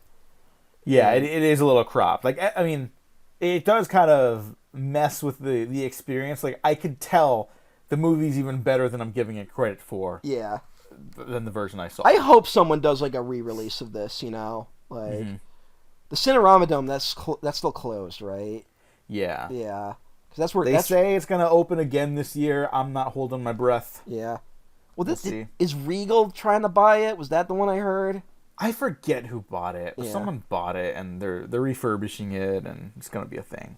Which is good. I'm glad. That really was like a hub like of culture. It's sad that, like, shouldn't that one be protected by, like, is that a landmark? Like, is it protected? I actually don't know, but it should be. Someone should get on that, like, to at least keep the building there, you know? Mm-hmm. Someone should really get on that, because L.A. is a fucking den of thieves. Yeah. Of evil landlords. You're not wrong. Yeah. I just want to make sure we hit everything I want to talk about. Yeah. I mean, we can keep going on this stuff. William Demarest is in this. He's got, like, a small role. He's the chief of police above Captain Culpepper, which is Spencer Tracy's character. Mm-hmm. He's the one where he's like, hey, I want to get my pension up. But he's like, they say if you even mention raising your pension, I'm supposed to reduce pensions. He comes in and does that whole rant. And he was a regular in various Preston Sturges films. He's in Sullivan's Travels. He's one of the guys who's like kind of pestering him. He's in the great... He gives a fucking terrific performance in Miracle at Morgan's Creek, if you haven't seen that one. I have not. Writing it down. He is so fucking funny in that one. So you gotta check that out. That is the like depressing, like Greek tragedy twist of this film, which is Spencer Tracy. He was like, "Well, I'm about to close my big case. I want a bonus, and I want my pension to be up, and I'm gonna go on vacation with my family." And that like sets off a chain of events that leads to the destruction of his family and his pension being reduced. And so that's where he gets the idea. I'm gonna steal the money, and I'm gonna run to Mexico. And right when he makes his move, we see William Demarest blackmailing the mayor into fucking giving him what he wants. And so it would have worked out, but he stole the money. And it's sad. It's a little sad, but it's also it is sad. But you could totally see like if these people just shut the fuck up and like work together for like a second. Workers of the world unite. Yeah. There is the funny like again when they're arguing and like no one can agree on stuff where Jonathan Winters is like, I still don't understand. I still get less than everybody else. When they have that like insane plan to be like, they get 12 shares, you get 6 shares. Like, it doesn't make any sense. But when they're like, and that's tax-free money. It's like, well, it can't be tax-free. It's like, that's stealing from the government. And they're like, well, we can't declare the money. It's been stolen. Like, and he's like, listen, everybody's got to pay taxes. Even businessmen who rob and cheat and steal from working people every day, even they got to pay taxes. It was like, oh my god. But yeah, I'm trying to look. I'm just going through the Andy Devine's in this. Did you recognize Andy Devine? I did not, but I don't think I'm very familiar with Andy Devine. He's in like Stagecoach and The Man Who Shot Liberty Valance. He's got that high pitched voice. Okay. Like, he's the one early on where it's like, well, some people stopped by to help. Like he's on the radio, and we all got him on reckless driving charges.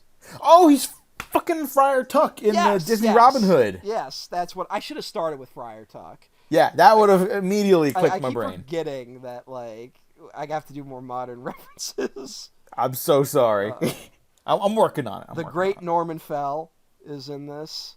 He's the lead detective at the Smiler Grogan site when he's interviewing everyone, being like, "What'd he say? Come on!" And Buddy Hackett just puts his hands up and just like goes like. Just like shrugs. He does this weird shrug. He's like, what are you saying? But he just goes like with his hands. And it's like, what the fuck is that? Norman Felley's in The Graduate, for those who haven't seen. He's in Bullet. He's in Ocean's 11. The original Ocean's 11. Unlike Carl Reiner, who lived long enough to be in the remake of Ocean's 11. Oh my god, that's true. Yeah, there's a lot of people were like, you would recognize them, and they've all been in a million things, and a lot like there's one woman in it who she answers. She's one of the like receptionists at the police stations. I think that's like an old silent movie actress. Like that was her like one scene. They just found anyone who was still around and put him in this movie. Yeah, like did we mention Don Knotts already? I mentioned him briefly. Okay. Just that is a great scene of just him being nervous because doing the Don Knotts thing. Yeah. I love Don Knotts because I grew up watching a lot of the reruns of Andy the Andy Griffith show. Yeah. Andy Griffin. So yeah. I always like I'll never forget the first episode I ever saw with him in it was like he has to like prove that he's like a big hero or something like that, or like people mistake him for being like a hero that caught like some criminal on the loose in the Andy Griffith show, right? And then that guy breaks out again, and Andy's trying to like coach him through it, and he just can't like. Yeah. Barney Fife is Barney Fifing it up, and then but at the very end, he's waiting to catch like the perp, and he's totally caught off guard, and Andy Griffith makes it look like Barney saves the day. And so he goes to check on him, and he's like, Barney, you doing all right? You feeling good? He's like, I swallowed my gum. And he's like in shock, and it was so fucking funny. It still cracks me up.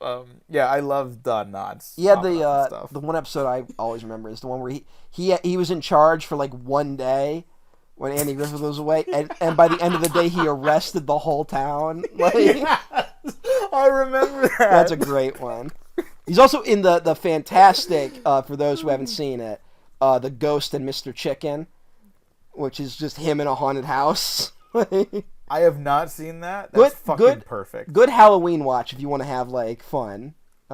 Which is just him. Like, it's another one where like he's clearly not a hero, but everyone thinks he's a hero. Like, no, that sounds perfect for him.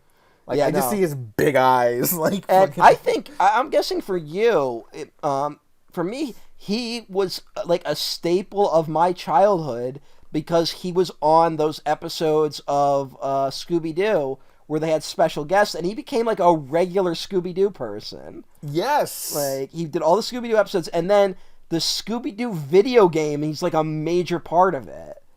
I did not know that. So think about that. He had a long enough career that he has like a video game credit on his IMDb. God damn. Like, that's a career, man. That's a legend. I think one of the last things he did was an episode of Robot Chicken. Perfect. Where he Perfect. which was like, I believe, a Scooby-Doo parody where they meet Jason. So I remember, oh, that's fantastic. I think that was the joke. That's amazing. Also, I might be the only person of my age group who, when the movie Chicken Little was coming out, do you remember Chicken Little? I do remember Chicken Little. You know what got me hyped for Chicken Little? Don Knotts. Don Knotts is the voice of Turkey Lurkey. Fucking like 12-year-old me being like, I gotta see Chicken Little for Don Knotts. I don't know who the fuck Zach Braff is, but I have to see Don Knotts in this movie. Not a very good movie, by the way. No, it is not. I remember even watching that like when it came out. Like, I think my cousins and I saw it like in a hotel room because we were on vacation with our family, and then we were like bored. We're like, when's it over? And it's only 81 minutes long. Yeah. And we fucking felt that. That's crazy. That's that, like, dark era of animation where everyone is trying to be Shrek. Yeah. Like, that's that dark... Look, we're self-referential. We're hip, kids. And it's like, no. Yeah. No. No. The director of Chicken Little is doing the Garfield movie that's coming out. Interesting.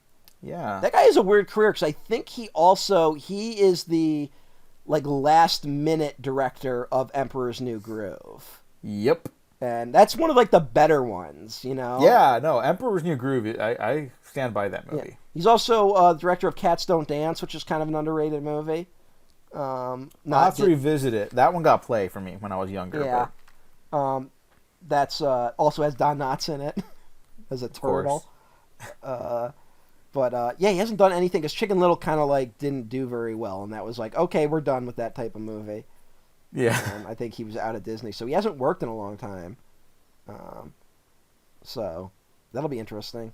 Is Chris? Yeah, Chris Pratt's the voice of Garfield. I keep forgetting. Yeah, that was one of those ones I thought was like a joke. Oh, because Chris Pratt's and everything, and they're like, no, he's really in. Well, people made that joke before it happened. Yeah. Like, because the Mario thing had just happened, and be like, wouldn't it be funny if they cast him as Garfield? And then it did happen. Yeah. And how was Chris Pratt as Mario? Well, he's not very good in it. I'm not even gonna blame him though. Like, whatever about the man, I don't know him. Everyone has thoughts and opinions because he's we know what kind of... He wants to be governor of California. Yeah, we know where he leans politically and such, right? Yeah. And there are plenty of actors that people love that have the same political leanings. They're just less public about it. Yeah. But, like, it's not his fault that he's bad in that movie. He was hired to do a job, and he does the job poorly, but, it also comes down to directing. Yeah. There's directing. There's also just don't cast him. Yeah, like... It's a bad movie. I did that podcast episode on it, and I'm proud of that episode. I had a great guest on. We had a fruitful conversation. I did not respond to like a single thing in that movie besides Jack Black. That seems to be the thing everyone likes. He's genuinely fantastic. But Jack Black is also one of those guys where like when the movie's bad, he's good. Yeah. Like, is there a bad Jack Black performance? No. Like, I can't think For of a while, people were saying King Kong. No, he's terrific in King Kong. Yeah, oh yeah, absolutely. I stand by everything I said in that episode, too. Yeah, people have grown to appreciate him in that movie. I think. But yeah, Jack Black is always kind of good. So, should the Mario movie had the vibe of it's a mad, mad, mad, mad world? Actually, yes, because there's Rainbow Road stuff in there. Yeah, Rainbow Road, and also perfect. Like isn't like one of the Mario things is like collecting coins and stars and shit. Yeah. So just had to do that. That should have been the movie. Yeah. And honestly, it kind of has like an episodic structure to it too. That sounds it's only fun. 90 minutes. Yeah. It's only 90 minutes. It feels longer than it's a mad, mad, mad, mad world. Well, it's at whatever. It's made for $700 million so far. I know. Baby culture. Welcome to the future of cinema. Yeah, video game adaptations are going to be the next thing besides comic book movies. Comic book movies are going to die down. Yeah. Or I guess superhero movies specifically are going to die down. Yeah, I don't know. It'll be interesting to see what happens. Have they what was like has anything been announced in the wake of Mario? No. Because that was what I was waiting for. Remember like when Iron Man did well and they immediately announced that they were going to get a Justice League movie made, but then like that fell apart. Like yeah. Like what the early attempts at that. I was like, has someone have they announced? But like, what do you do? What is the other? Like Nintendo properties, obviously, but is there anything outside of that? For me, I've always said stop motion Spyro. That could be fun. I would love a Spyro movie. But my thing is like, what is? How do I say this? Like, what are they like? What actually has that like sort of brand recognition? You know. Well, nothing is Mario. Nothing's Mario. Everyone knows Mario. There's got to be other video game characters in the Sonic realm, you know? Mm-hmm. Like Sonic got a movie. Yeah. So who else can get a movie like Sonic? I don't know, but those are also moderately well received, and they're all financially successful, which is good for them, I guess. I don't care, but they're way better than they have any right to be. Is the thing? Yeah, they're not bad. They're solid kids movies. You know, like if you're a parent, you want to throw something on. It's like, hey, I enjoy this. You know, you're not. It is that frustrating thing though of like you wish like whoever the cynical asshole in the room is would just get the fuck out because like they're both one rewrite away from being like actually good movies. Like where it'd be like, oh, anyone could watch this, as opposed to it's for kids. Yeah. But, yeah, and I mean, like, even, like, the more, like, positive reviews of the Mario Brothers movie, no one's coming out of it being like, they fucking nailed it, it's perfect. Everyone's like, yeah, it could be better. No one is not saying that, which I think is I guess Zelda is the other one, right? There you go. Like Zelda. Legend of Zelda. But I don't know what should be in stop motion. I don't know what the fuck you do there, like, truly. I don't know what the move with Zelda. They will probably give Link a voice. That's the thing, and it would be more fun if he didn't have a voice. I agree. Or like, I mean, that's one thing about Metroid. Like, if they did a Metroid movie, like Samus shouldn't speak, you know, and just do like kind of like a 90-minute action movie, with a little dialogue. Yeah, I think you could. But like, I don't know. Metroid's one of those weird ones where like those games are so acclaimed, but they've like historically never sold very well, which is kind of, it's so bizarre. Yeah, it is. I think they should do another game, test the waters. Well, they just did. They did that? Oh, fuck. Yeah, Metroid Dread came out like almost 2 years ago now, about a year and a half ago. Oh, God. And it was well received. And I don't know what it did sales wise. It was the highest grossing physical launch in the UK. Debuted at number 3 in the United States. Japan debuted at number 1. It's the best-selling Metroid game at 2.9 million. I don't know where that rests in terms of other games, you know. But I think it's pretty successful, actually. I remember they wanted the Tomb Raider reboot. Yeah. From like 2013, 2014 to sell like 1 million copies or something like that. And then, like, it didn't, but it was also the most successful Tomb Raider game ever. Yeah. And they were like, oh, it's a disappointment. And it's like, what the fuck are you talking about? What is the company that owns Tomb Raider, or at least did, because I think they sold it, was, like, notorious for, insanely high expectations for sales numbers that like they were never gonna hit, you know. Yeah, that makes sense. Well, here's something just to give a little bit of a comparison. So 2.9 million for Metroid Dread. Zelda Breath of the Wild has sold 29 million copies. Jesus Christ. So now I think that's one of the most successful video games of all time. So that's probably not a great comparison.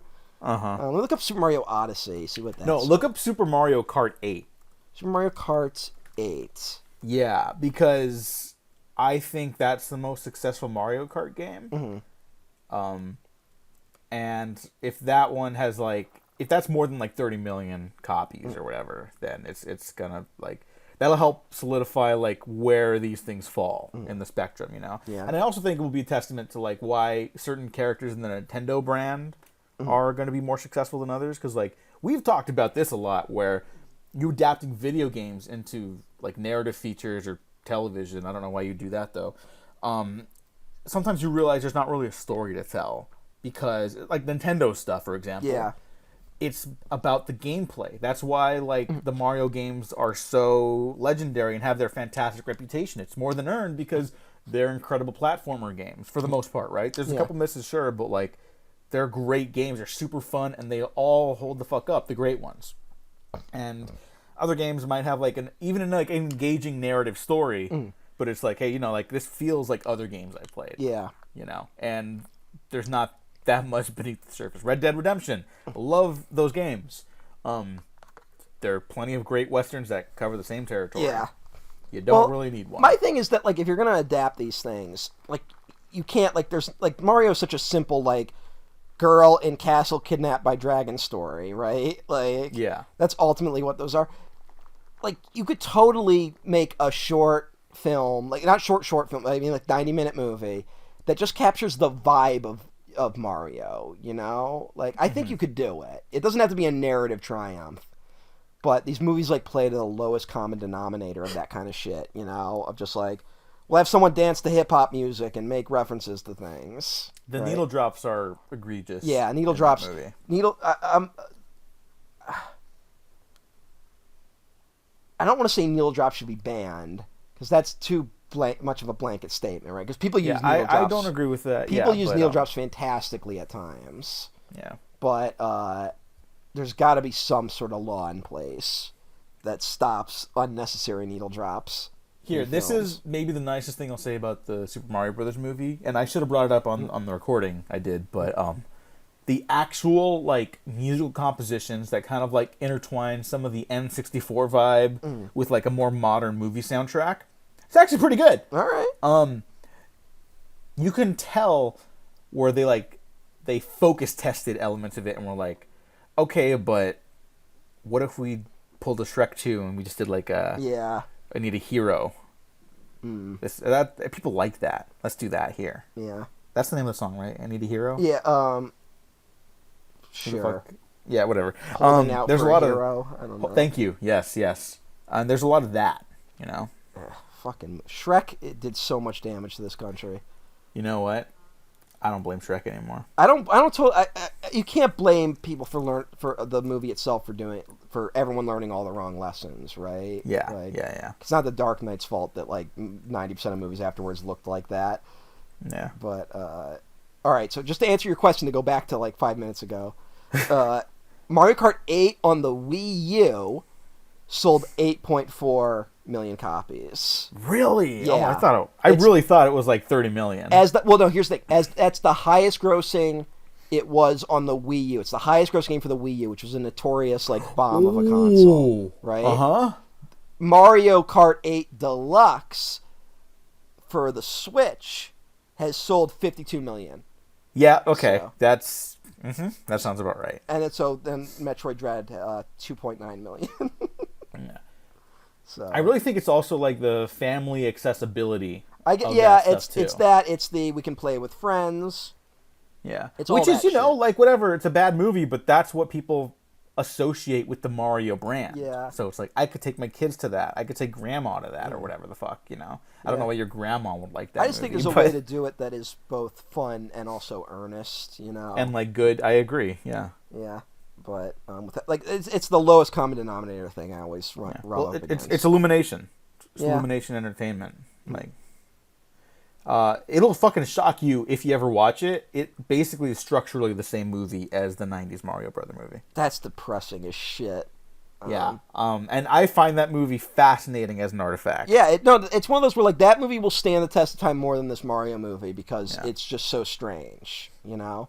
Remember Bob Hoskins was Mario? Yeah, it's that that people like are like, wow, how did that not work? And then you watch the movie and you go, well, I understand why it didn't work. Trust the fungus. Hashtag trust the fungus. Oh my god, that is one of those like.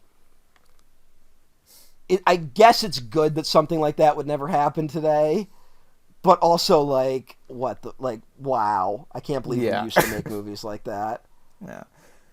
On the flip side of all of this, now that we're just doing video game stuff instead of it's a mad, mad, mad, mad world, although I was absolutely sincere in how the Mario Brothers movie should have taken inspiration from this. Now, if you know what, I'm not even joking. If you bring in like Waluigi and Wario in the next one, you could totally do like they're racing for like the coins type plot.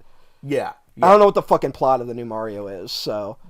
I'm not even joking. It's like shockingly similar. There's different stuff. It's not like Cyberpunk and shit. It's not Mario Blade Runner. Yeah. That was my joke because I was so annoyed when they announced Chris Pratt as Mario because like it wasn't even like Chris Pratt was going to be bad. It was just like this movie was going to make $800 million just being the Mario movie, right? Yeah, it's like they could have tried. Yeah, and I was like, you don't like no one's going to see it because it's Chris Pratt. And it was always going to make money, but it's going to make like $5 million more because of Chris Pratt, and that's such a like cynical move. And I was like, the main lesson that should have been learned was that as long as you don't use Blade Runner as your main inspiration for your Mario movie, it's going to be a hit. And it's I don't know.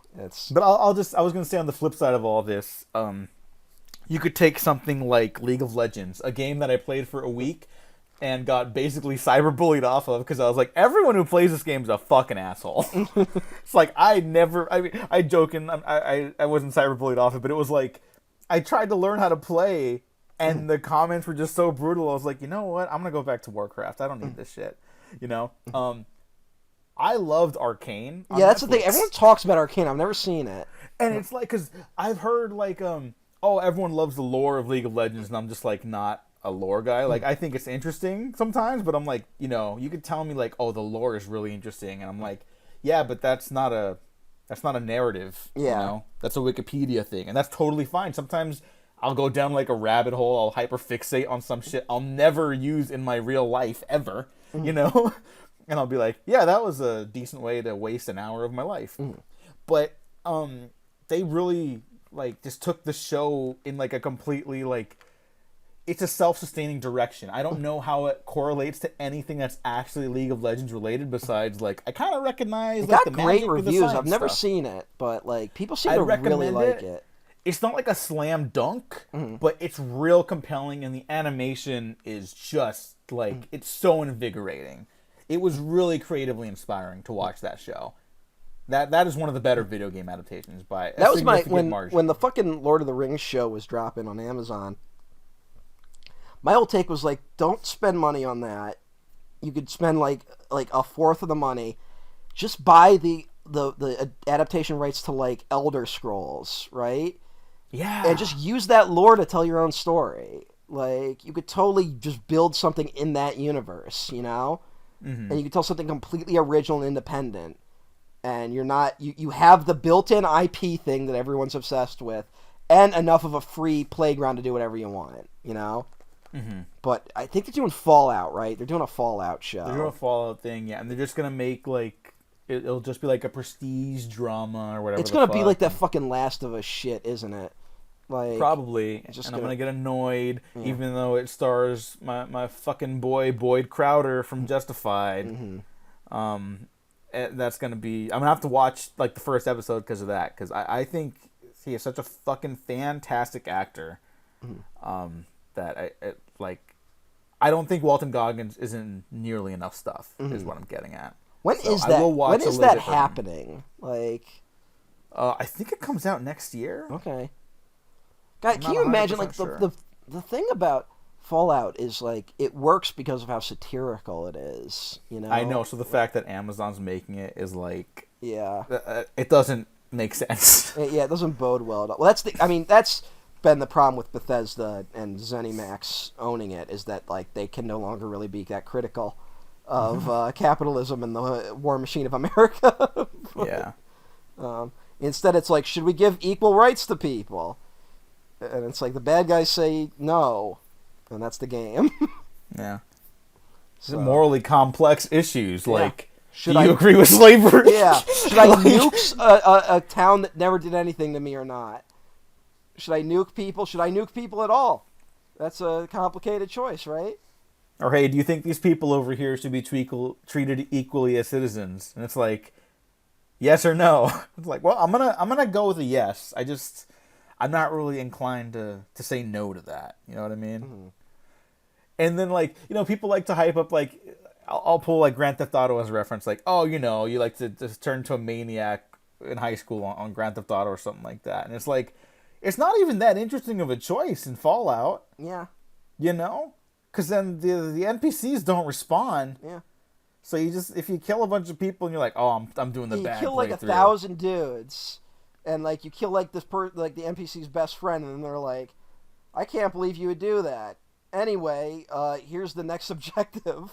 Yeah, and it's a faulty system, but it just works. It just works. It just works. It just works. To quote What the a great stupid Todd saying. Howard, it just works. I want to shout out my cousin Michael, who is a huge he's where I get my modern video game information from. He's super knowledgeable about it and stuff like that. And I never rallied against Todd Howard publicly in his presence because he was like a huge Fallout nerd. He still is. Well, Fallout I 76 left such a bad taste in people's mouths. you Yeah, know? I saw him fall out of love with like the Todd Howard approach because like he's owned every copy of Skyrim. Like he loves Skyrim, right?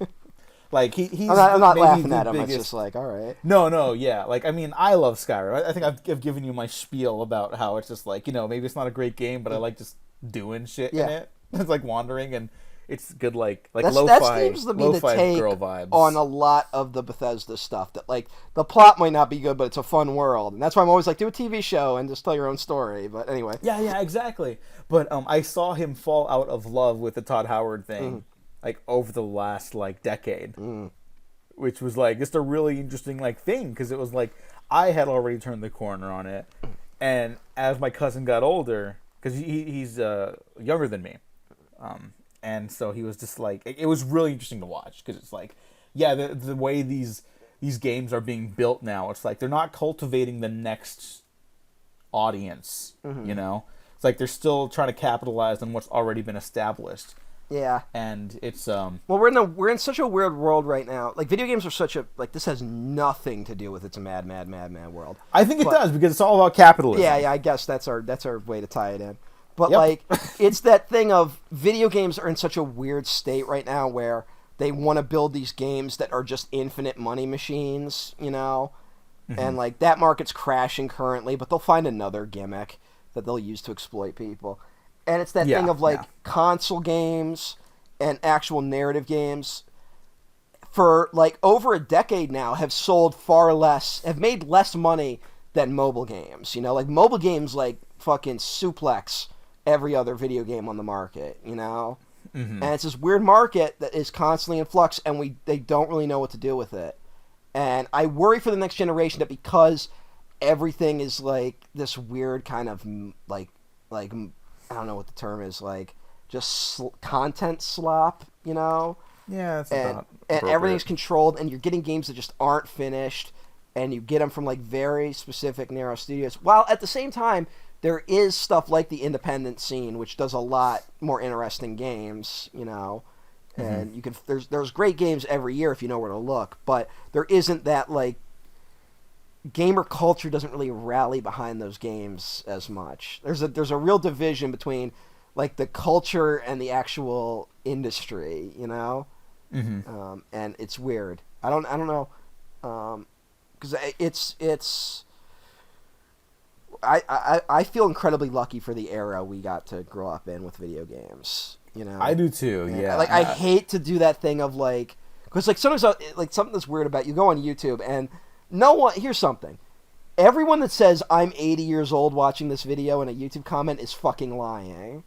That's never true. But the people who leave YouTube comments are young people most of the time, right? Mm-hmm. And you can see people being like, I see people like commenting on something from when I was in high school being like, man, I wish I grew up with this.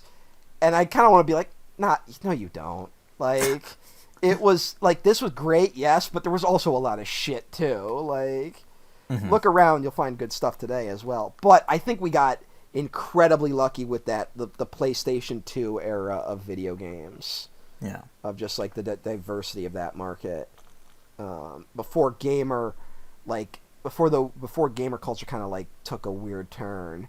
It was still niche enough that it was like underground and there was a lot of creativity happening, but also successful enough that you could profit like making games, right? That you could take chances and that and it wasn't unbelievable for every friend you know to literally own at least one of the systems, right? Yeah. So you have the friend with the Xbox, you have the friend with the GameCube, and then I got the PS2, motherfuckers. So, so you can we'll pick whose house to hang out. We'll play some games. Yeah. And I don't know. And now it's just, I don't know when it really got bad, because like the first few years of like the 360 and stuff were pretty good, but at some point it took a turn. I think about, I'm not even joking, like 2015, 2016. I think there was like a grinding halt. Well, yeah. In like the accessibility of AAA games. Why those years? I'm just gonna blame it on Trump. I don't know how it's connected. I think there's something connecting it, but I haven't done the legwork on that. I'm just gonna throw that out there. 2015 is the year of Witcher 3, Bloodborne, and Undertale. Okay, maybe right after that. But it's also the year of Fallout 4, so... And the last Metal Gear Solid game, which is like Kojima gets fired like in the middle of all that, right? Yeah, like, yeah. That was like a whole thing. Let me just look at what was 2016. Yeah, 2016 not looking as good. Yeah, that's the last like era when I kept up with video games. Now I'll hop in every once in a while. You know, I have Resident Evil 8 that I still need to play and stream because that's what I promised the American public.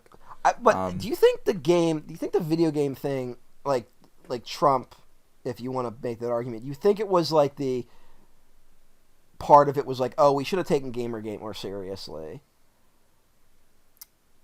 Like, I don't know how much you can really draw a line between Gamergate and Trump, but that was like a weird like, oh, there's a lot of shit going on under the surface that we haven't dealt with, you know? Yeah. And Trump getting elected was a like real wake up call of like, oh, like, no, this isn't a, like, I remember that the narrative of the Trump year was like, he's not going to win, but that is the template for like a future Republican, right?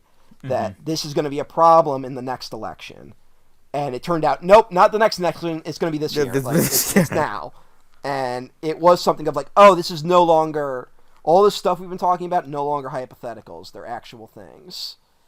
And I wonder how much that, like, I mean, that changes how, you know, how we absorb culture going forward. And I think it says a lot that, like, the next year is, like, the fucking Last Jedi and all that shit. Like, and I think, yeah,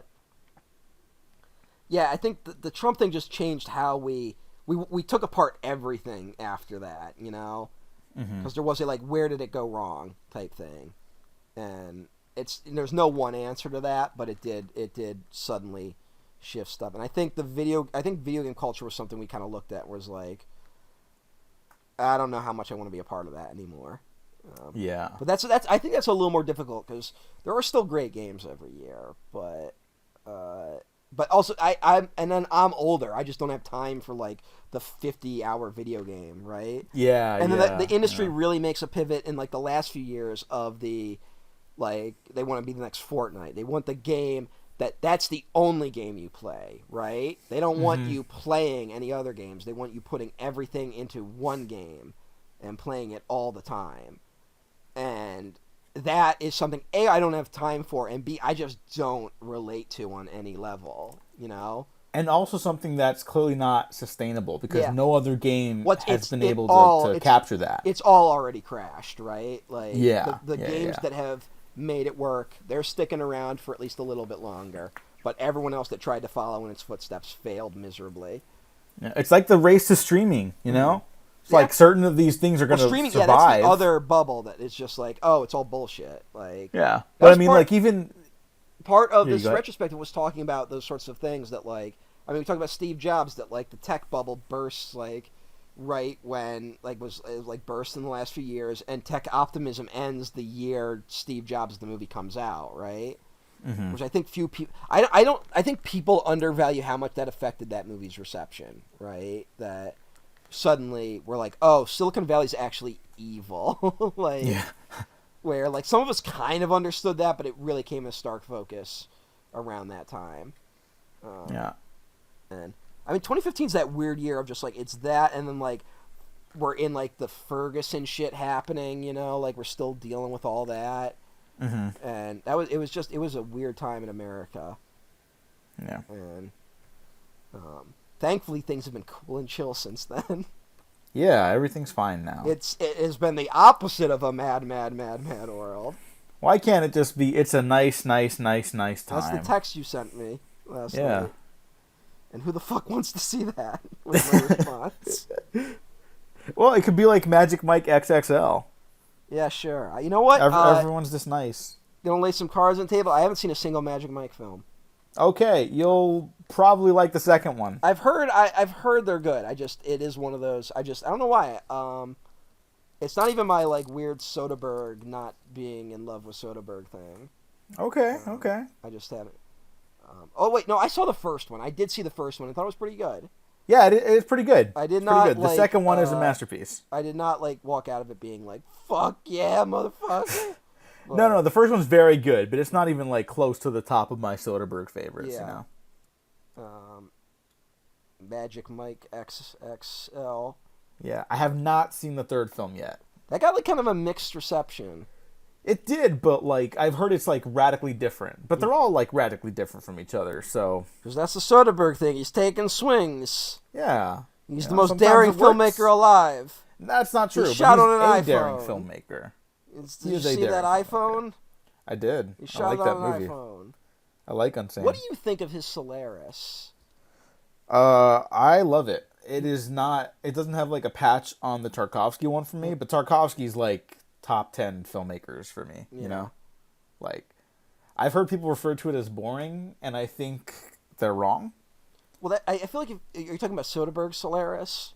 Tarkovsky's. Okay. Tarkovsky's. I know there's been a movement that Soderbergh's is better, and you know, like I really don't want to fight on that, but like I think Tarkovsky is just like one of the masters, and Soderbergh, as much as I love him, is not Tarkovsky. Yeah. He's not trying to be though. Also, which is what I appreciate. Well, that was the thing about that movie, is that it's not. It really isn't like. It doesn't feel like Tarkovsky's version at all. Yeah, you know, so it's like I could just have both. Yeah. The one I found funny about is that Stanislaw Lem, like, hates both versions. Like, he, like, came out and was like, they fucking didn't get it, motherfuckers. Like, he was so angry about both versions of those movies. Oh. So. And it's funny because it's like Tarkovsky and Soderbergh are such, like, different filmmakers. Yeah. Tarkovsky's like a fucking, like... That dude was probably not nice to be around. Yeah. And Soderbergh, everyone loves to hang out with Soderbergh. Yeah. Well, what was the, like... Why did Soderbergh go, like, Solaris? Like, do you know? I actually don't know. I It- think there's a it- commentary on it. I should get that. Yeah, you should check that, because there is something to me of, like, that would... It is kind of like sitting down and be like, you know what I want to remake? Metropolis. Right? Yeah. Like, why Metropolis? You know? There's, like, something about it's like, it's too much of a, like, staple of... Although there is the anime Metropolis... Oh, yeah, it Which is is actually good. pretty good, but it's also like it takes a wild swing away from the original version. Yeah. Which is honestly like what you gotta do with the remake. You know, Yeah. like if someone were to tackle It's a Mad World in the modern age, like Yeah, just I use don't know that how, setup. but you gotta do It's something. just about getting money. Just do that.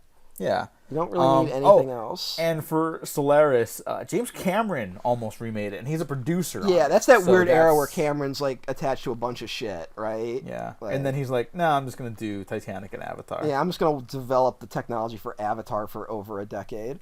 Yeah. What a fucking legend. What a fucking lunatic that guy is. Oh, Daniel Day-Lewis, Soderbergh wanted him to star in his Solaris. And I don't know what the reason. They official haven't reason worked was. together, right? No. Yeah, But I'm seems... assuming the reason he didn't star in it is because they couldn't fund his living in actual space. Yeah. But also, like, that seems like a bad mix.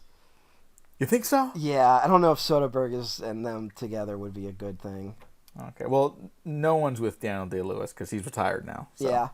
PTA still talks to him, apparently. Yeah. I bet you if That's PTA tried to, he could get him out of retirement. Oh, yeah, I'm sure. That makes sense to me. But, hey. Yeah, I mean, what a fucking movie to go out on, though. Yeah, Phantom no, Thread. that's a great one. Yeah. I have the worst hit record with Paul Thomas Anderson movies. Really? Yeah, I tried showing Phantom Thread to people. They did not like it. Oh, okay. Right. Yeah, you told me this. I don't know why. I just thought, like, oh, fuck, does he not like some of them? Like, no, I love his movies, obviously. Yeah. It's just people, I show them to people, and they I don't know what it is. They always, it's weird, they seem to be expecting a different movie, and they don't want to let it be what it is, you know? Yeah. Mm-hmm. Honestly, I think I showed Phantom Thread to people who were expecting it to be There Will Be Blood Part 2.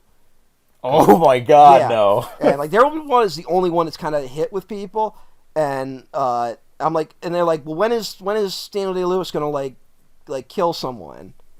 And I was like, well, he's not. Like, it was, you know. I'm sorry. It was He's not. It's one of those like really frustrating movie watches. Like, I was like, what made you think that was gonna happen? Like, it's about a fucking guy making dresses. Watch the fucking movie. And yeah, I've had that. I put Licorice Pizza on, and like someone just couldn't get over how much they hated Cooper Hoffman. Aww. They hated that kid. I showed Punch Drunk Love to someone and it induced a panic attack, which I think wasn't you mentioned trying that to one do. on the Happy Amblin. Yeah, we talked about that. So, yeah, and like, you know, Inherent Vice and like The Master I took people to and they were just baffled. Yeah, I think those are the two that still baffle people the most. Yeah.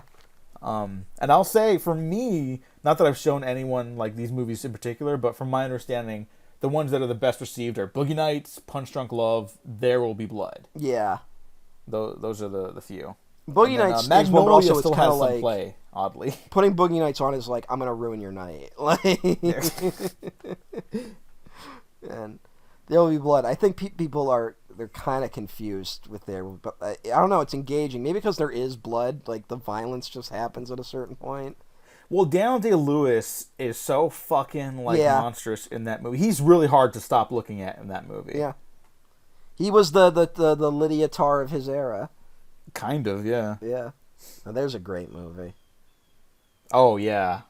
Fuck yeah. Wonder if we'll ever find a chance to talk about it in a future Failed Awards series. We probably will, frankly. This movie has, by the way, no business being on this list. Like, No. It actually does, because it was nominated for... It was nominated for a bunch of technical shit. 6 Academy Awards, and it only won Best Sound Effects. Yeah. The So song counts. was nominated. That counts. Yeah. I don't know. don't have to agree with it. I'm just saying it counts. It's a stretch. I'm still saying it's a stretch. No, this one works. Yeah. But I'm also, glad Best we got to talk Cinematography. about it. I'm really glad we got to talk about it. Yeah, me too. I was not aware that Best Cinematography was divided into 2 separate categories back then. Color and Fucking the non-color. Academy's so weird. So fucking stupid. Like, it's like fucking separating like cold foods and hot foods. It's like, so fucking stupid. I'm sorry. I know people hate the fucking food comparison to cinema, but like whatever. It's shorthand. Suck my dick. Ernest Laszlo does an incredible job photographing this movie. I cannot wait to watch it in its full 70mm glory. Yep. With those nice widescreen compositions. yeah, this was an utter delight. I'm really excited to watch it again. I'm glad. I'm honestly, I don't give a fuck about the success of this retrospective at all. Now, I'm just glad you liked the movie. Thank you. I don't know how this is. It's a weird one, so. Yeah, I mean, fucking people checked out the Emperor of the North episode on YouTube, so. Yeah. I hope people like knows? that one too, because that's another really good one. But yeah, that's a fantastic movie. Yeah. So.